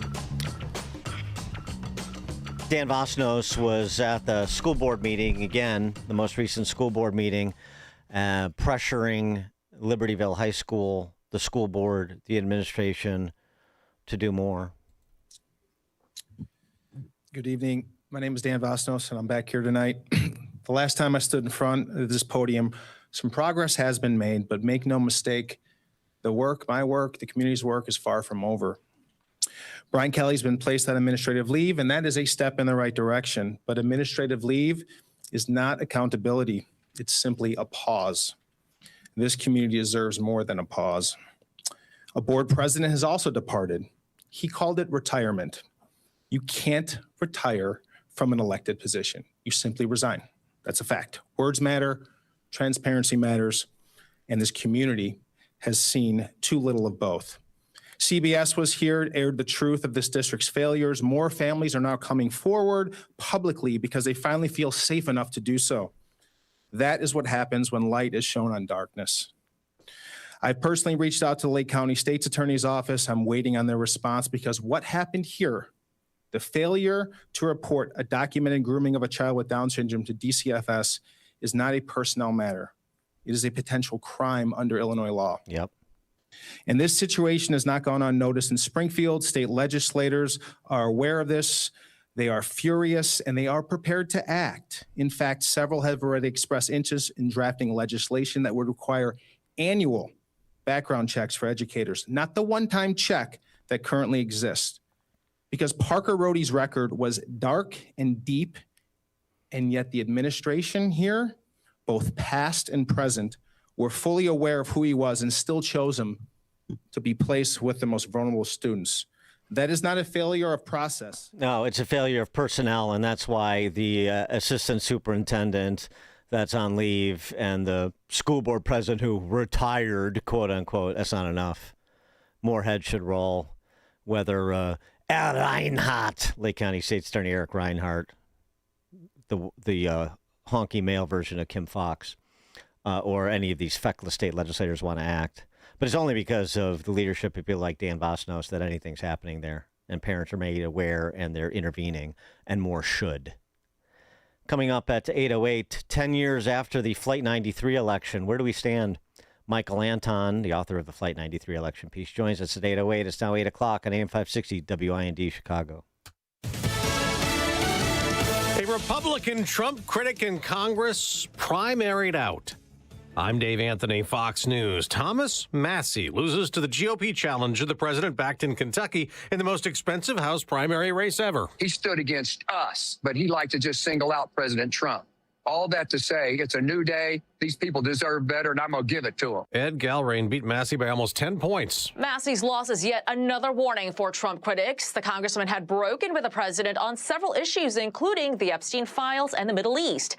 Yet Massie says he has no regrets. We weren't running against Donald Trump.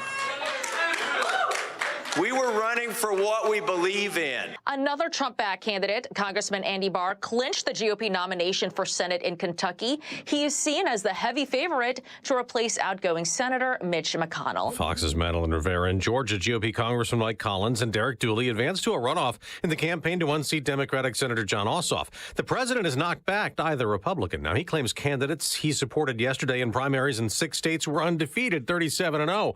A new AP NORC poll shows the president picking up a little more support, approval of the overall job he's doing up from 33 to 37%, but most Americans still disapprove, and 2/3 oppose his handling of the Iran conflict. And as talks continue on a nuclear deal after the president delayed resuming bombing Iran, Vice President Vance says there's a lot of back and forth, a lot of good progress is being made, but we're just going to keep on working at it, and eventually we'll either hit a deal or we won't. As Iran's Revolutionary Guard warns against renewed U.S.-Israeli attacks. The IRGC said in a statement, quote, if the aggression against Iran is repeated, the regional war that was promised will this time go beyond the borders of the region, and you will be dealt crushing blows in places you do not expect, and you will fall into the abyss of defeat and destruction. That's Fox's Trey Yingst in Tel Aviv. America's listening to Fox News. 53 degrees in Chicago. I'm Mike Scott in the QC Kinetics newsroom. Several rescued but injured in an extra alarm blaze in West Englewood this morning. Chicago Fire tells us the fire broke out early this morning in the 6200 block of South Paulina. 6 were critically hurt. 3 of those children transported to Comer Children's Hospital. NFL Commissioner Roger Goodell offering an update on the status of the Bears Stadium saga. And I think there's a focus on trying to get something done there, and then they'll have 2 viable sites that the Bears can make their decision from. Those 2 viable sites according to Goodell, Arlington Heights, and Hammond, Indiana. A new challenge to Illinois' requirement for gun owners to have a state police-issued license has been filed in federal court. The new Civil Liberties Alliance announcing the suit Tuesday against Illinois State Police Director Brendan Kelly, the Attorney General, and Cook County State's Attorney Eileen O'Neill Burke. Chicago sports. White Sox rallied to beat the Mariners 2-1, while the Brewers beat the Cubs 5-2 at Wrigley. The news service of Salem Surround, a local digital marketing agency providing high-performing digital solutions to surround your target audience at surroundchicago.com.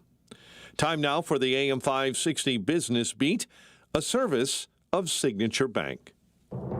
I'm Charles Payne, and this is the Fox Business Report. Shoppers are returning to Target. Earnings and revenue topped expectations. It just reported its strongest sales gain in years, an increase of 5.6% for the recent quarter.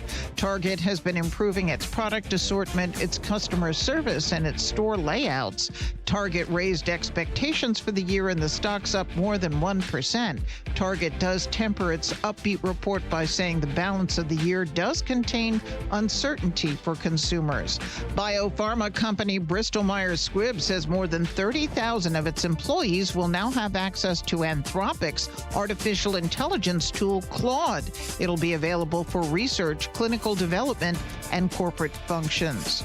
Crude oil prices and interest rates have eased slightly today. That's your Fox Business Report. I'm Ginny Cosola. Invested in you. Larry Elder didn't see any coverage. This is in 2018. After litigation backed by Democrat-aligned groups, the Pennsylvania Supreme Court threw out the GOP congressional map. A new map drawn by the court dramatically shifted outcomes. It went from 13 Republicans, 5 Democrats, to 9 and 9. Overnight. Where were you when that happened? Where was the media? The Larry Elder Show. Weeknights at 8, right before Sean Hannity at 10 on AM 560. The Answer. Are you turning 65 and thinking about Medicare? Or are you over 65 and haven't enrolled yet because you still have coverage at work? Either way, Medicare done correctly will be the best health insurance you will ever have. Imagine having an annual deductible of only $283. There are only two good things about aging, wisdom and Medicare. But to navigate the Medicare maze properly, you need a mentor. Best part? My guidance costs you nothing. Call me. I can help. If you're tired of calling a bureaucrat at an 800 number to help you navigate Medicare, then you need a local expert on your side, your own health insurance mentor. C. Stephen Tucker from healthinsurancementors.com is someone I know and trust. He's a 30-year licensed broker who's been educating our listeners for more than a decade. Steve, how can our listeners get in touch with you? Thanks, Dan. They can visit healthinsurancementors.com or call me directly at 630-674-1551. That's 630-674-1551. An official message from Medicare. I turned 65 this year. I knew it was time to figure out Medicare, and I had questions, like when to enroll and how to enroll. So I went straight to the official source, Medicare.gov, to get the facts about Medicare. I found answers to all my questions, and I'm ready to get started. And so can you. Just go to Medicare.gov to get the real facts about Medicare. Paid for by the U.S. Department of Health and Human Services.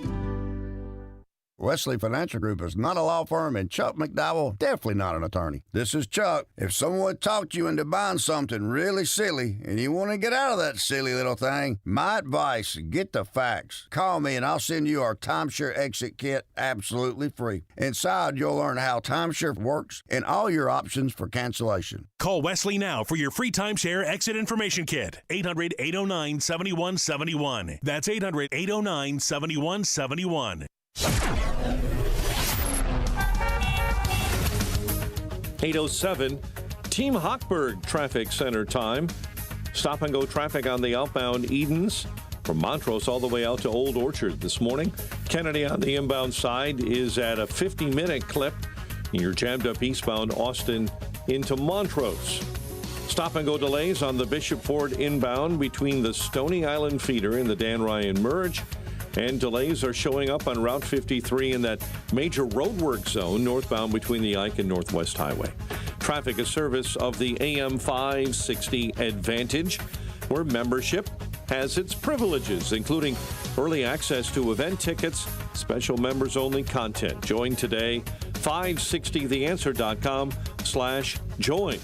Chicago's Morning Answer continues next. But first, a check of your weather forecast in the Air Right Heating and Cooling Weather Center. Today, expect cloudy skies in the morning, transitioning to a mix of clouds and sunshine in the afternoon with a breeze picking up. It'll be less humid with a high of 58. Tonight will be partly cloudy with a low of 47. Tomorrow will be cool with a blend of clouds and sun, reaching a high of 61. I'm meteorologist Jason Caterina on AM 560, The Answer. Get the latest weather, traffic, and news updates online at 560theanswer.com. Now, from the Signature Bank Studios, this is Chicago's Morning Answer with Dan Proft on AM 560, The Answer.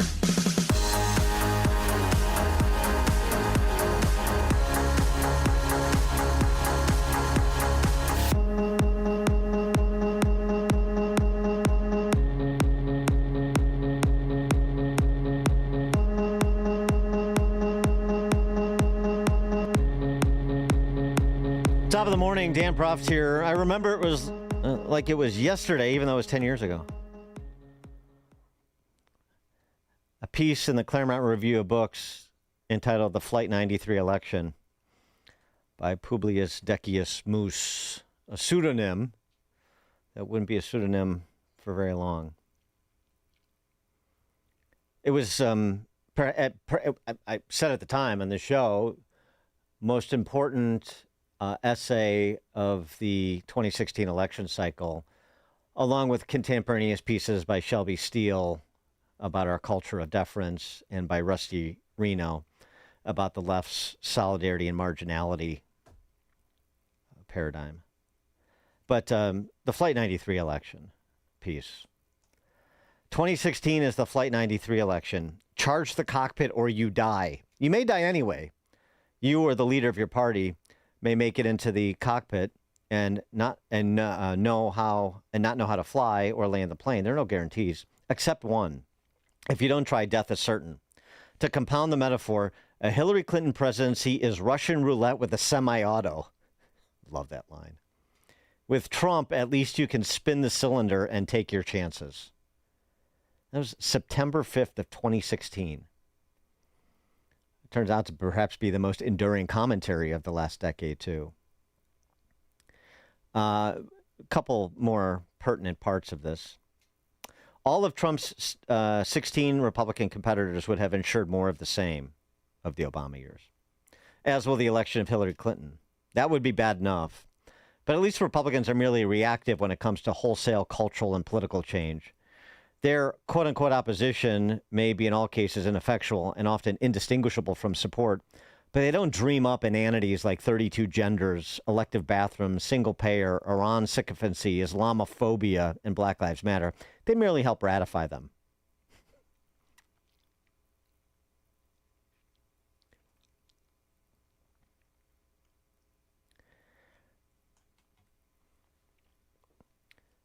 If it doesn't work, Trump doesn't win, what then? We've established that most quote-unquote conservative anti-Trumpians are in the Orwellian sense objectively pro-Hillary. What about the rest of you? If you recognize the threat she poses but somehow can't stomach him, have you thought about the longer term? The possibilities would seem to be Caesarism, secession, crack-up, collapse, or managerial Davosy liberalism as far as the eye can see, which, since nothing human lasts forever, at some point will give way to another, to give one or the other there. Oh, and I suppose for those who would like to pour a tall one and dream big, a second American revolution that restores constitutionalism, limited government, and a 28% top marginal rate. But for those of you who are sober, can you sketch a more plausible long-term future than the prior four following a Trump defeat? I can't either. The election of 2016 is a test, in my view, the final test, of whether there's any virtue left in what used to be the core of the American nation. If they cannot rouse themselves simply to vote for the first candidate in a generation who pledges to advance their interests and to vote against the one who openly boasts that she will do the opposite, then they are doomed. They may not deserve the fate that will befall them, but they will suffer it regardless. The gentleman who wrote that piece is Michael Anton. I'm thinking of Mark Antony, actually. It's Shakespearean almost. Michael Anton, the Jack Ross Senior Fellow in American Politics at the Claremont Institute and former Director of Policy Planning at the State Department. His new book, Dispatches from the Late Republic, which is available June 30th, and one coming right after that, Studies in Machiavellian Political Philosophy, that will be available in August. Michael Anton, thanks for joining us again. Appreciate it. Hi, how are you? Good. So 10 years removed, how do we do? I don't know. I don't think about it, honestly. I've had my nose in the 2 other books for the past many months, getting them ready for publication, reading, writing, editing. The Flight 93 election feels like, 10 years ago. It feels longer than that, so. Yeah, well, it does, but I mean, there were enough people that were sober thinking about the plausible outcomes from 2016 and the implications that, of course, they made the choices they made. But, the thing that was interesting about that piece, too, is you weren't sort of blindly Trumpian. You recognized his shortcomings, but you just looked at this through sort of a cost-benefit analysis in the context of the politics and culture of the time. And I just would think, forgetting even Trump for a second, where do you think we've gone in the last decade with Trump as the central figure on the right on those scores? I mean, we've gotten, the right has gotten a little better in a lot of ways. It's recognized certain truths. It's partially overcome its obsession with Reagan-era solutions that fit, a stagnating 1970s economy, but that didn't make sense anymore for actual challenges we've faced. But there's still a lot of that zombie republicanism out there that dominates the party, dominates thinking. So it's a mixed bag in my view. Well, what do you think about prospectively 26 and 28 in terms of where the country's at, sort of what the potential outcomes are? I hate to disappoint, but I don't think about them that much. Okay. Like I said, I'm trying to do a totally different kind of work now, more long-term thinking, long-term philosophy, writing books that I'm hoping people are going to be reading, for many, many years, that have kind of lasting value, that are much less attuned to the day-to-day and this election cycle and that election cycle. I tried my hand at the administration, as you mentioned. I went in, I spent a couple of months working there, but I just didn't feel like I was making any kind of a difference. And I was living away from home and, losing money and not really doing anything. And I just left and figured my value is somewhere else. Well, so Dispatches from the Late Republic, the book that is available next month, Dispatches from the Late Republic. Well, there's 2 ways you can interpret that. One is it's late in the game.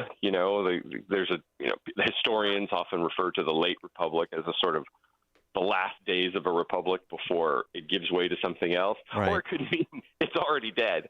I suppose I intended both, or I just meant to leave it kind of ambiguous. I don't think the United States politics are as healthy as they were decades ago or a century ago or whatever. And a part of the Trump experiment was to see if we could get it back. I'm naturally kind of a pessimistic person, so I usually give a pessimistic answer or outlook. I usually see the worst. And that's not to say that I'm wrong to. It's there. It's that if I make a mistake, it's usually that my assessment is unbalanced. It focuses on things that are genuinely there that you can see, and it maybe abstracts away or kind of ignores some of the other stuff. So I'm still not super optimistic. I mean, everyone should be optimistic about the very long run, but I'm still not super optimistic about the near and medium term. Well, are you not optimistic because we're in the Thucydides trap that President Xi tried to pass off?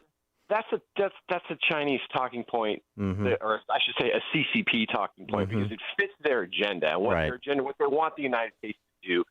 the message when the Chinese say Thucydides trap is you guys need to accept the fact that you're a declining power and we're the rising power, and just defer to us on everything and give us everything we want.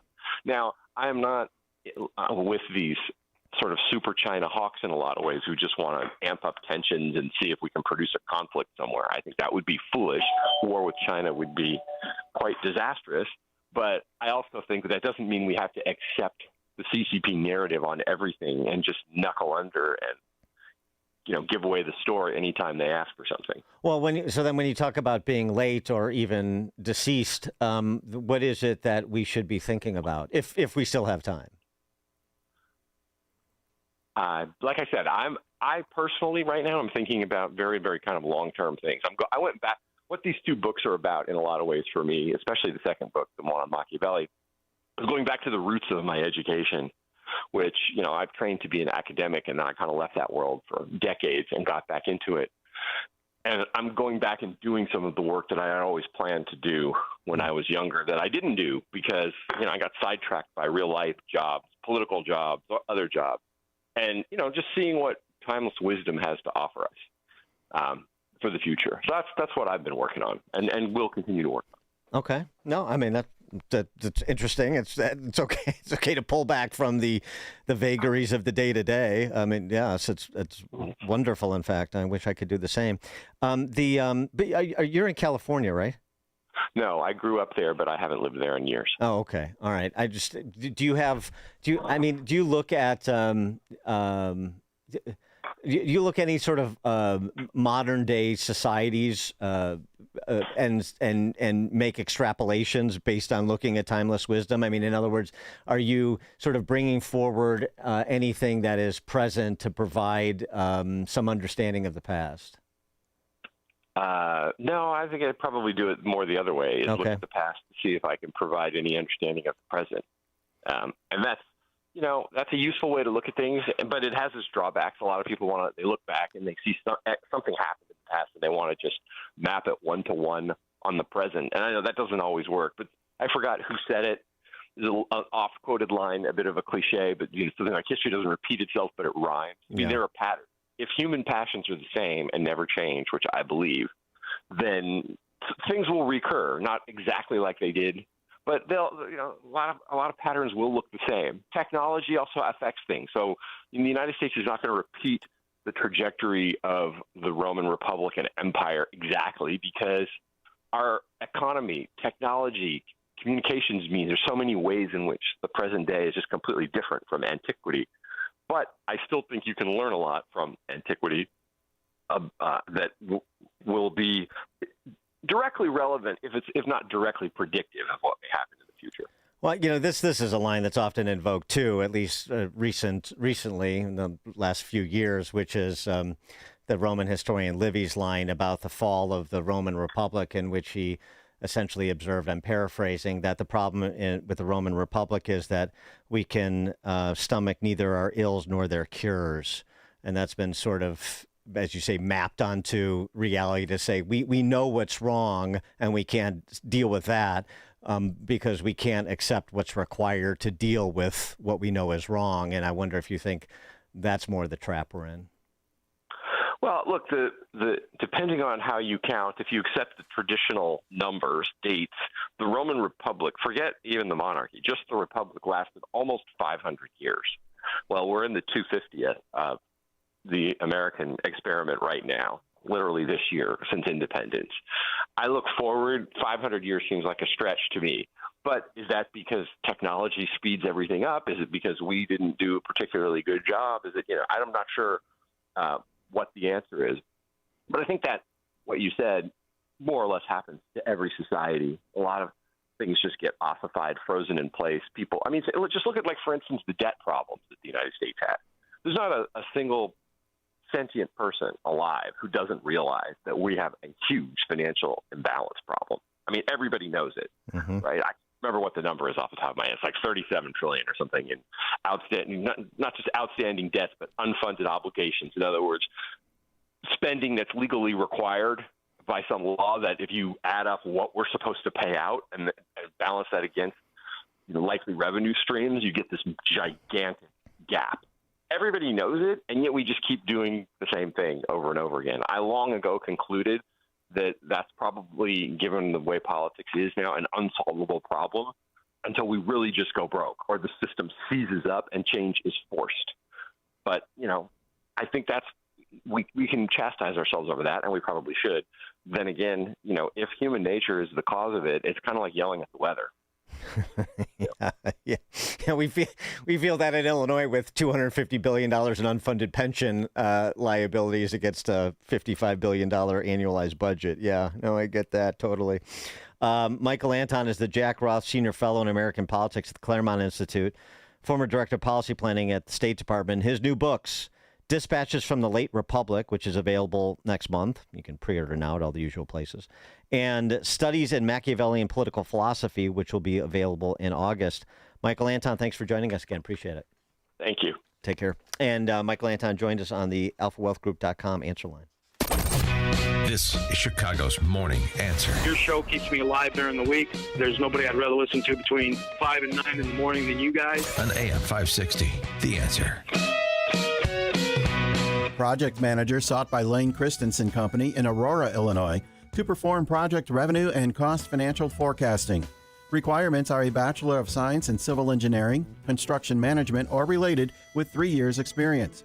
Benefits include a high-deductible health plan medical, dental and vision, health savings account, company-paid life insurance, accidental death and dismemberment, short-term disability, long-term disability, 401k, flexible spending accounts, lifestyle spending account, AFLAC plans, 3 weeks vacation accrual per year, 6 days wellness paid time off per year, 4 weeks paid parental leave, 11 paid holidays, and 2 paid volunteer days, tuition reimbursement, training and advancement opportunities, 15% incidental domestic weekly travel to client sites within Illinois.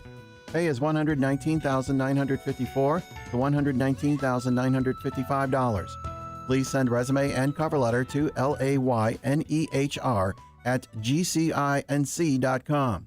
Temperatures are rising, and so are concerns about inflation, market volatility, and taxes. Revisit your financial plan this summer. VestGen Wealth Partners work with individuals to develop personalized plans that help navigate changing conditions with confidence. Visit GetRetiredStayRetired.com to learn more. Advisory services offered through VestGen Advisors, LLC, an SEC registered investment advisor. Securities offered through Private Client Services, LLC, member FINRA and SIPC. Private Client Services and VestGen Advisors, LLC are unaffiliated entities. Any information discussed does not constitute investment advice. VestGen Advisors and Private Client Services do not offer tax legal advice. Everywhere you turn, it's plus, plus, plus. Retail chains, streamers, even our phones come with plus. And to think it all started with Hasseless mattress, because nobody has more plus than us. Right now at Hasseless, get a Queen Beauty Sleep by Beautyrest Elm Cove A mattress. Others sell it for $1,459, but Hasseless has it for just $794. Plus, through Monday, you'll also get a free adjustable base. Plus, a huge selection of Beautyrest, Sealy Posturepedic, and other big-name brands. Plus, free financing. Plus, free next-day delivery and setup, plus free haul away and disposal of your old mattress, plus employee-free showrooms.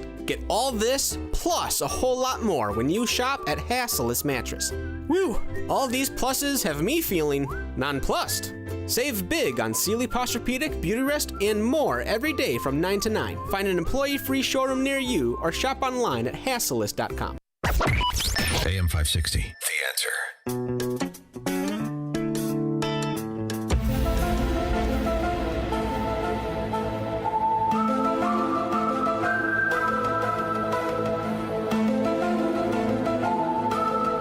The truth is out there. I don't know, but the characterization of these UFO files is getting wilder and wilder. Remember Trump at a Turning Point USA event several weeks back announced that he had directed War Secretary Pete Hegseth to release the UFO files. As you remember, I recently directed the Secretary of War. How good is Pete Hegseth doing, by the way?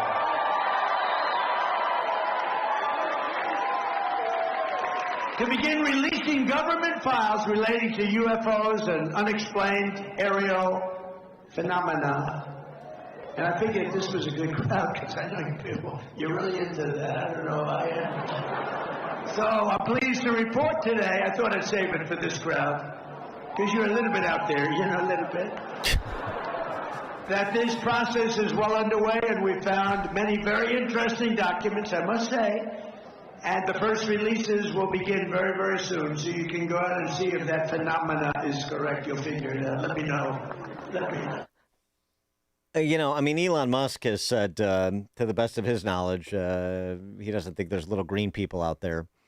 But that's not what others are saying. And Tennessee Republican Tim Burchett, member of the House, who's seen some of the files, he has made some pretty aggressive characterizations of what those files contain. I told him, I said, it's like layers of the onion, Mr. President. I said, you just keep peeling it back.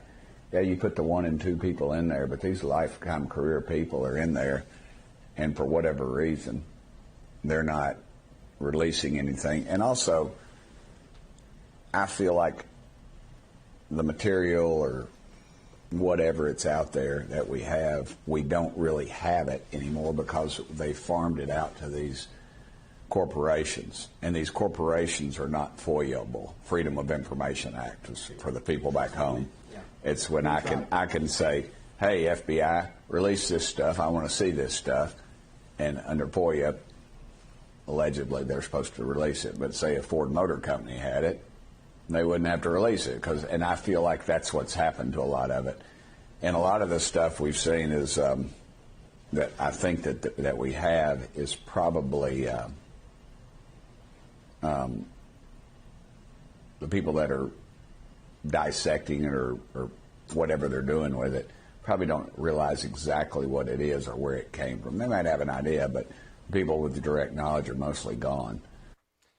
Well, and he suggests that some of what's in there that he's seen would create riots in the streets. Burchett has suggested that.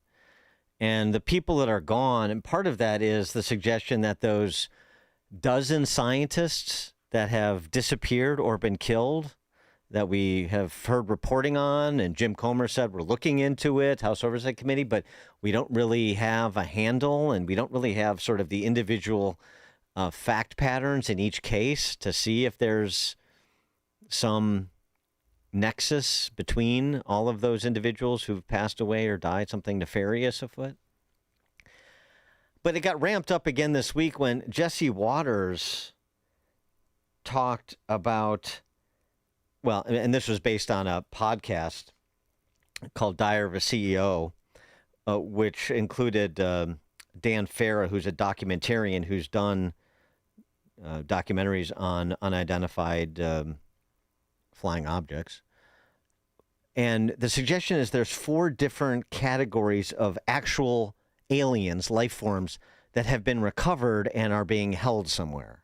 4 different species of aliens. Another scientist called them greys, Nordics, insectoids, and reptilians.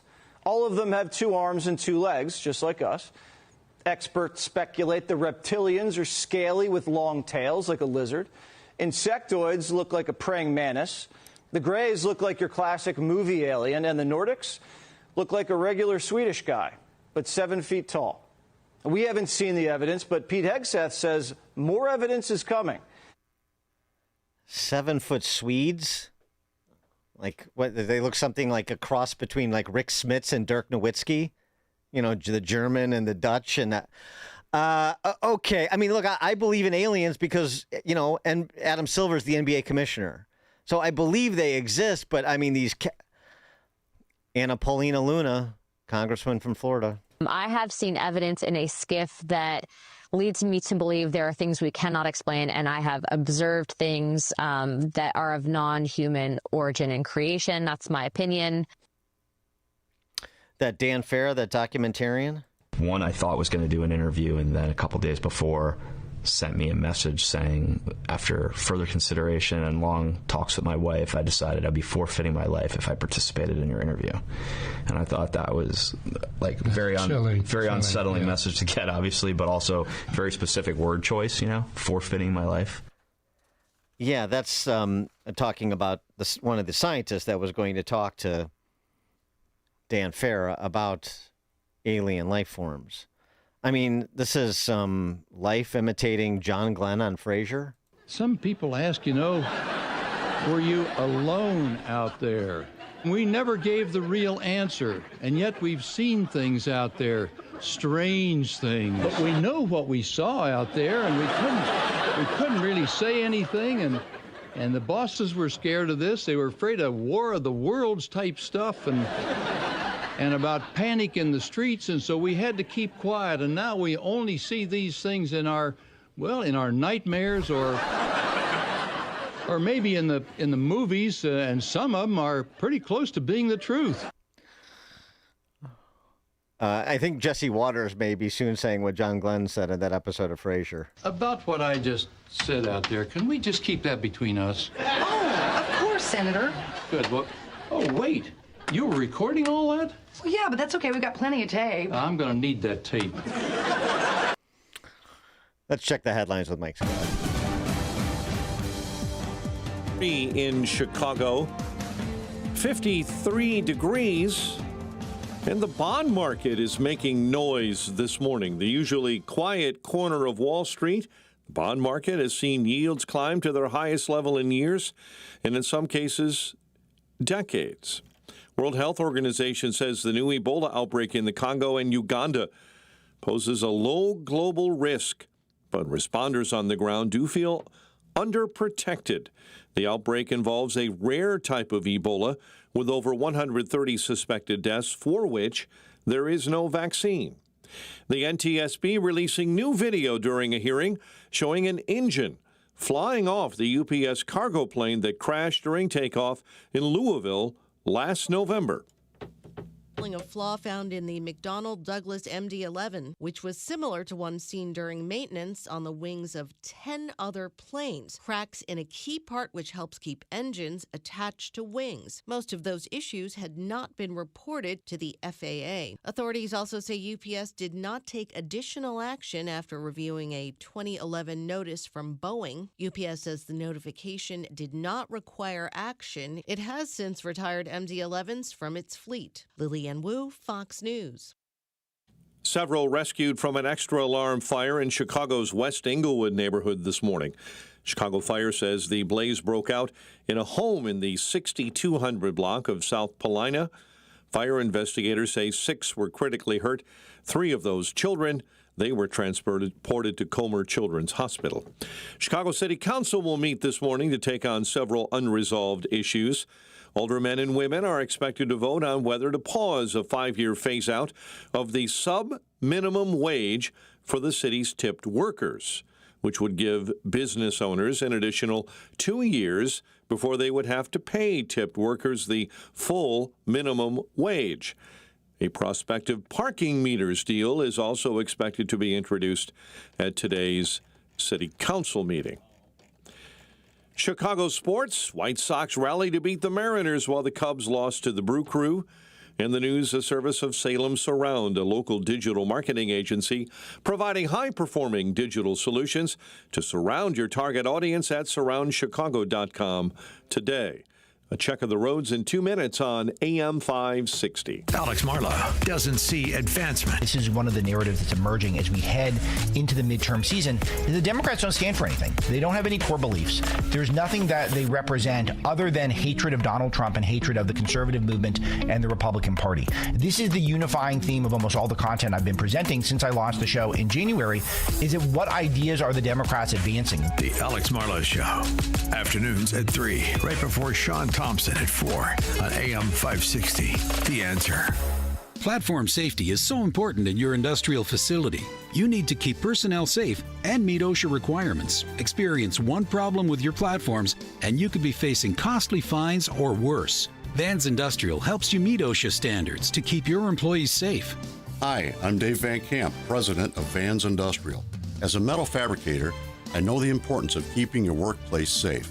Vans Industrial is a specialty contractor, uniquely equipped to design, fabricate, and install safety equipment including steel catwalks, handrails, stairways, and ladders. Our team of union building trades mechanics can inspect existing systems, engineer solutions, fabricate quality steel products, and install it all, creating a safer workplace environment. Call 833-VANS-IND for a free inspection of your building. See what else they can do for you. Visit vansindustrial.com. That's VANS Industrial.com. Quality craftsmanship since 1964. Have you been watching gold and silver lately? Hard to ignore. Back in January of 2025, silver was under $30 an ounce, and now it's more than doubled. Again. Not bad, right? Some experts say this bull market is just getting started. Others say it's a good time to take some money off the table. Either way, whether you're buying or selling, Fox Valley Coins in Naperville is the place to go. They stock large quantities of all the major bullion coins and bars. And here's what sets them apart. Unlike places that only pay melt value, Fox Valley Coins pays more for high-grade coins and scarcer dates. That's real money left in your pocket. They also buy scrap sterling flatware, jewelry, silver-plated items, and old proof sets. And they specialize in U.S. and foreign collector and investment coins and currency, both buying and selling. Fox Valley Coins, one light north of I-88 on Route 59 at Ferry Road in Naperville. Family-owned with integrity since 1981. This hourly segment is brought to you by the Alpha Wealth Group, bringing the trilogy of estate, tax, and investment planning together. Visit alphawealthgroup.com for a free report. 8:38, Team Hochberg Traffic Center time. DuSable Lakeshore Drive jamming up northbound right at Bryn Mawr all the way up to Hollywood this morning. Jane Addams, eastbound I-90. A little problem between Meacham and Route 53. And roadwork delays, northbound 53 between the Ike and Northwest Highway. Bartlett, an accident, Lake and Bartlett Road. Long Grove, an accident, Half Day and Old McHenry. Traffic, a service of the AM 560 Advantage, where membership has its privileges and special members-only content. Join today at 560theanswer.com/join. Chicago's Morning Answer continues next. But first, a check of your weather forecast in the Air Right Heating and Cooling Weather Center. Cloudy this morning, becoming more sunny, breezy, intervals of clouds and sun for the afternoon. And a less humid high of 58. Get the latest weather, traffic, and news updates online at 560theanswer.com. Now, from the Signature Bank Studios. If you're looking for the latest news, insight into what it means, and the sharpest opinion, there's only one station in Chicago where you can turn, and it's this one. We're AM 560, The Answer. Top of the morning, Dan Proft here. We talked about this topic last night at Cigar Night, and there's a little bit of divided opinion between me and Breitbart editor-in-chief Alex Marlowe, who was our featured guest last night. Thanks to everybody who showed up. We had a good time, as always. And thanks to Gobert's Farm. They've got a beautiful event space out there, so it was perfect. The topic was this settlement of the $10 billion lawsuit that Trump filed against the IRS for the illegal disclosure of his tax returns. An illegal disclosure by an IRS contractor named Charles Littlejohn stole the tax filings. He wronged Trump and many Americans. He had an ideological motive. Littlejohn's lawyer said he was worried about inequality and hoped leaking confidential information would cause meaningful change. It was a huge scandal, and it didn't, of course, get the attention it deserved because the targets were favorite targets of the D.C. press corps. Trump, Ken Griffin, others. But Littlejohn got 5 years in prison. So it's a real thing. And Trump decided to settle the case in exchange for the Justice Department setting up a $1.7 billion fund to compensate targets of government weaponization. The Anti-Weaponization Fund will have the power to issue formal apologies and provide monetary relief outside of the typical legal process. It's important to note that Trump and his family are ineligible for payouts. But, for example, those convicted in crimes associated with J6 could be eligible and are likely to apply. The Attorney General will appoint a 5-member commission to run the fund and take applications for compensation. Do you think this is a positive development, or is it a concerning one? That was essentially the discussion we had last night We'll fold you into it here. 312-642-5600, alphawealthgroup.com. Answer line, call in, text line.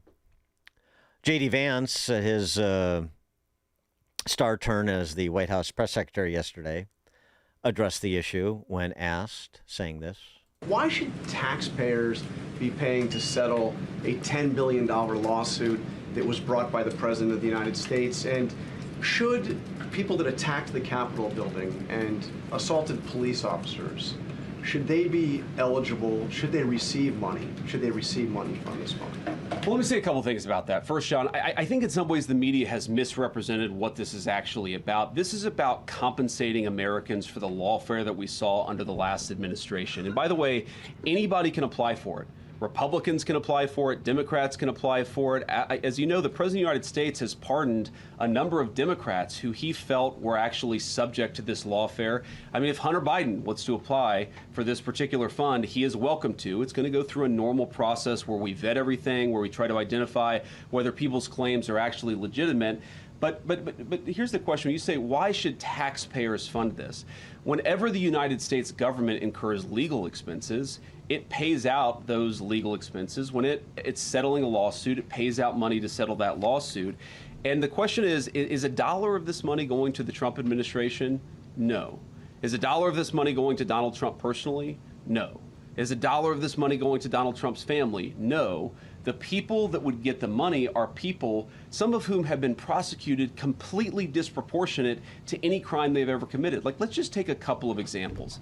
Tina Peters is this woman who is about to get out of prison, thanks in large part to the president's good work in Colorado. This is a woman who, at worst, if you believe everything that the prosecutors said about her, committed misdemeanor trespassing, and somebody threw the book at her, this innocent grandmother was going to spend 10 years in prison, completely disproportionate to any misdemeanor trespassing that I've ever seen. Was that fair? No. Is it reasonable for her to get some compensation for the fact that she was treated unfairly? I think the answer is yes, and I think that what we're going to see, hopefully, is the entire country, led by this Department of Justice, turning the page on the lawfare. What I would like to propose, and I think the Democrats, hopefully they're willing to meet us halfway here. I won't hold my breath.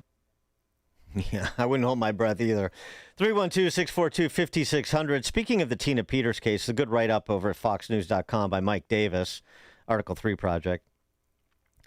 First of all, with respect to giving credit where credit's due, you have to give credit to the Democrat governor of Colorado, Jared Polis, who commuted Tina Peters' sentence and is being pilloried by the left, incumbent politicians there, professional fraudsters like Mark Elias. Just recalling that case, since J.D. Vance brought it up as a example. She was sentenced to 9 years. She's 70 years old. She was sentenced to 9 years. Peters believed, this is from Davis's piece, and it is a recitation of the facts. Peters believed that the 2020 election was rigged against Trump. As the Mesa County clerk, Mesa County, Colorado, she sought to prove that there were flaws in the electronic voting system under which the election had occurred.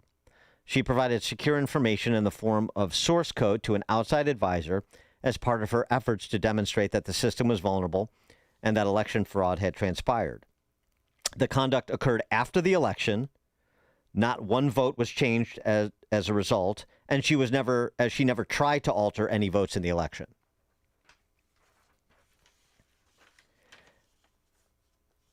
And yet, the power structure in Mesa County and the state of Colorado went after her with a vengeance, as the left did with anybody who would suggested that the 2020 election was anything other than the most secure election in the history of the Western world. She faced a slew of charges and up to 18 years in prison for her nonviolent conduct. A jury found her guilty on some charges, acquitted her of others, including identity theft. The prosecution argued that Peters had stolen the identification badge of one of her employees. Peters, by contrast, alleged that the employee had been in on the plan to obtain the information and have it reviewed by an outside consultant to determine whether or not her theory was correct. And then Mike Davis goes through the trial and the judge in the case and so on and so forth. But that's the basic gist of it. It's enough. It was egregious enough, the whole prosecution of Tina Peters, as including the conviction and sentence, that you had a Democrat governor willing to do the difficult thing politically and commute her sentence. Tina Peters posting on X, "Thank you, Governor Polis. I had made mistakes, and for those, I'm sorry. 5 years ago, I misled the Secretary of State when allowing a person to gain access to county voting equipment. That was wrong. I've learned and grown during my time in prison. Going forward, I'll make sure that my actions always follow the law, and I will avoid the mistakes of the past. I strongly condemned it when people not connected to me threatened to storm the prison I'm in. I myself have faced threats, so I also want to be clear that I condemn any and all bullying, threats, and acts of violence against voters, county clerks, election workers, other public officials, and concerned citizens like myself. Upon my release, I plan to do my best through legal means to support election integrity and based on my own personal experience to elevate the cause of prison reform to help ensure the detention system is more fair and equitable for people of all ages," and so forth. Okay. So getting back to the compensation fund. We know that there were people whose constitutional rights were violated. That the process was the punishment. That maybe you had, in addition to that you clearly had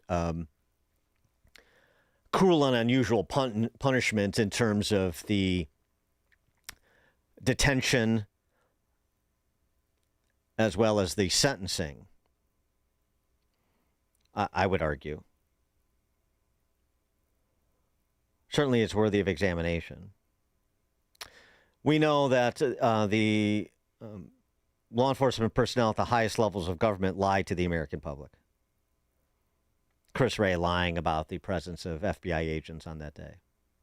And we're just talking about J6. It's not limited to J6, but J6 is going to be what is seized upon, to be sure, because there were so many people charged and convicted or pled out, but I mean, that's conviction, that I assume you're going to, and people bankrupted by the process, that I assume you're going to get a lot of applications from people who are prosecuted for alleged crimes associated with their conduct on J6. And you can make distinctions, as we talked about when Trump blanket pardoned. He sort of took a fruit of the poisonous tree philosophy because of the actions of the federal government. That anything that resulted from their illicit conduct should be discarded. So we know there were people who committed crimes and they should be prosecuted for those crimes. People attacked police officers and so forth. That did happen. But that's not the sum total of the conversation about, 1,000 round numbers, 1,000 individuals who were prosecuted. And so this fund set up for people to be considered for compensation for violations of their rights. The Wall Street Journal opines in the negative. Mr. Trump's settlement fund is an astounding precedent, and if it proceeds, it is sure to become a highlight reel of Trump administration payments to Mr. Trump's friends and allies. Imagine the fun Democrats will have documenting it all between now and 2028 as the worst kind of Washington political payoff. I don't think so. I mean, they may have fun and they may try and they may call everybody an insurrectionist, but what else is new? Right now, they're calling everybody a Confederate, insurrectionist, deplorable. What haven't they called Trump voters, Trump supporters, Trump himself? So, I mean, I hardly should decisions be made based on the name calling that is inevitable from the left and the grotesque characterizations of people. Baseless and grotesque. Yeah, it's an astounding precedent. So were the J6 prosecutions. So was the lawfare committed by the previous administration. And this goes to something that Trump has said multiple times over the last decade, that J6, among other cases, proved to be true, which is they're not coming for me, they're coming for you, and I'm standing in the way. And that was one of the great appeals he had as a candidate. He has the ability to go toe-to-toe with the immense power of the federal government in a way that most Americans don't. And what they see in Trump is somebody who has demonstrated that he is willing to try to rebalance the power relationship between the federal government and the individual citizen, who is supposed to be the unit of analysis. And if people can demonstrate that their rights were violated, that the punishment did fit the crime, then why shouldn't they be compensated? As J.D. Vance said, who's, by the way, Yale-educated attorney. The government does this all the time. When government commits a impropriety, then it has civil exposure and victims get compensated. I mean, we do that in police brutality cases all the time. Why not when it's a brutality case committed by the Department of Justice and the FBI and the other alphabet soup agencies at the federal level? Because of how the left is going to characterize it? To me, and this is what the discussion we had back and forth yesterday, do we want to pour over J6 and all these individual anecdotes and argue about this case and this compensation and this case and that yeah, I'm fine. And it's going to be hard to message. Yeah, well, okay, it'll be difficult to message. Here's the message. Weaponizing federal agencies and using the awesome power of the federal government to destroy your political opponents because they're your political opponents in the Lavrente Beria way of show me the man or the men and I'll find you the crimes. There needs to be consequences associated with that. So hopefully there's a chilling effect, somewhat of a chilling effect to do it again. I don't think it's going to be much for the left. I think they'll just see it as a political opportunity. Fine. But the more important point from my perspective, and this is not an ends justify the means argument, the more important point from my perspective is that you affect justice for people who were wronged by their government. So people believe, maybe there is such a thing as accountability at the federal level. Maybe there are people who will restrain the government when it crosses the line and squashes John Q. Public. Affecting justice in these cases is more important than the complications of the political messaging between now and November, as far as I'm concerned. Jeff in Plano, Texas. Thanks for taking my call. Morning, everybody. Morning. I find it very interesting that the media and the left basically ignore the fact that there's a little slush fund that takes care of sexual harassment cases against House of Representatives, senators, anybody in office, but it has a problem with basically sticking up for, Trump sticking up for himself, getting this fund, and then making it available to everybody else. And now all of a sudden there's a problem with it. So I know you're towards the end of your show. Have a great day, and I'll hang up and listen to your comments. Thanks for the call, Jeff. Yeah, right. I mean, that's a good point. George in Naperville. Yes, Dan, it should be front and center like it is, and there should be a lawfare hall of shame so we're all kept aware of this horrible practice and the compensations awarded. Thanks for the call, George. Text from 847. Real leaders do what's right or what's popular. Yeah, exactly. Before you see it on TV, share it on Facebook, or read about it in the paper. Hear it here first. This is Chicago's Morning Answer on AM 560. The Answer. Let me ask you something. Does your garage floor look bad? Covered in salt, cracked, or stained from the winter's brutal blast? Well, I've got a fix for you so you can start enjoying your garage this spring. Contact my good friends at Level 10 Coatings. Level 10 brought my garage floor from dirty and gross to showroom, shiny new in just one day. Level 10 Coatings can do the same for you. A quick and easy fix, permanent durable solution. Guaranteed to never chip or peel. Get it done now so you can enjoy your garage this spring and summer. Schedule your free quote today and mention me, Amy, for $500 off. Visit level10coatings.com. That's level, the number 10, coatings.com. Level10coatings.com or call 855-510-2628. Again, that's 855-510-2628. Level 10 Coatings, your premier concrete coating experts. If you're over 65 and struggling with knee pain, Joint Relief Institute offers a guaranteed way to treat it. It's non-surgical and often covered by Medicare and private insurance. It's JRI's joint arthritis treatment, knee lubrication placement that's so accurate it's 100% guaranteed and can relieve your knee and shoulder pain in 10 minutes or less. Book your risk-free consultation today and get back to walking, golfing, pickleball to cycling without pain or medication. Call 708-315-6800. Meet the provider, get an x-ray and joint consultation. Why wait? JRI has treated over 30,000 Chicagoans and performed over 400,000 procedures. You could be next. Over 5,000 five-star Google reviews can't be wrong. Stop living in pain. Call the Joint Relief Institute today, 708-315-6800, or visit jointreliefinstitute.com. Locations in Glenview, Oak Brook, and Orland Park. That's 708-315-6800 for the Joint Relief Institute. Medicare and most private insurance plans accepted. AM 560, The Answer. By the way, one postscript on the anti-lawfare victim compensation fund. I hope they clawed back to the Obama years.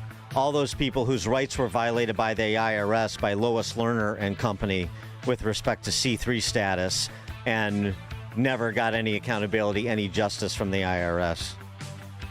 All right, I'm off tomorrow. I got a golf outing at Itasca. But back on Friday, so we'll see you then. It is now 9 o'clock on AM 560 WIND Chicago. He says he was undefeated.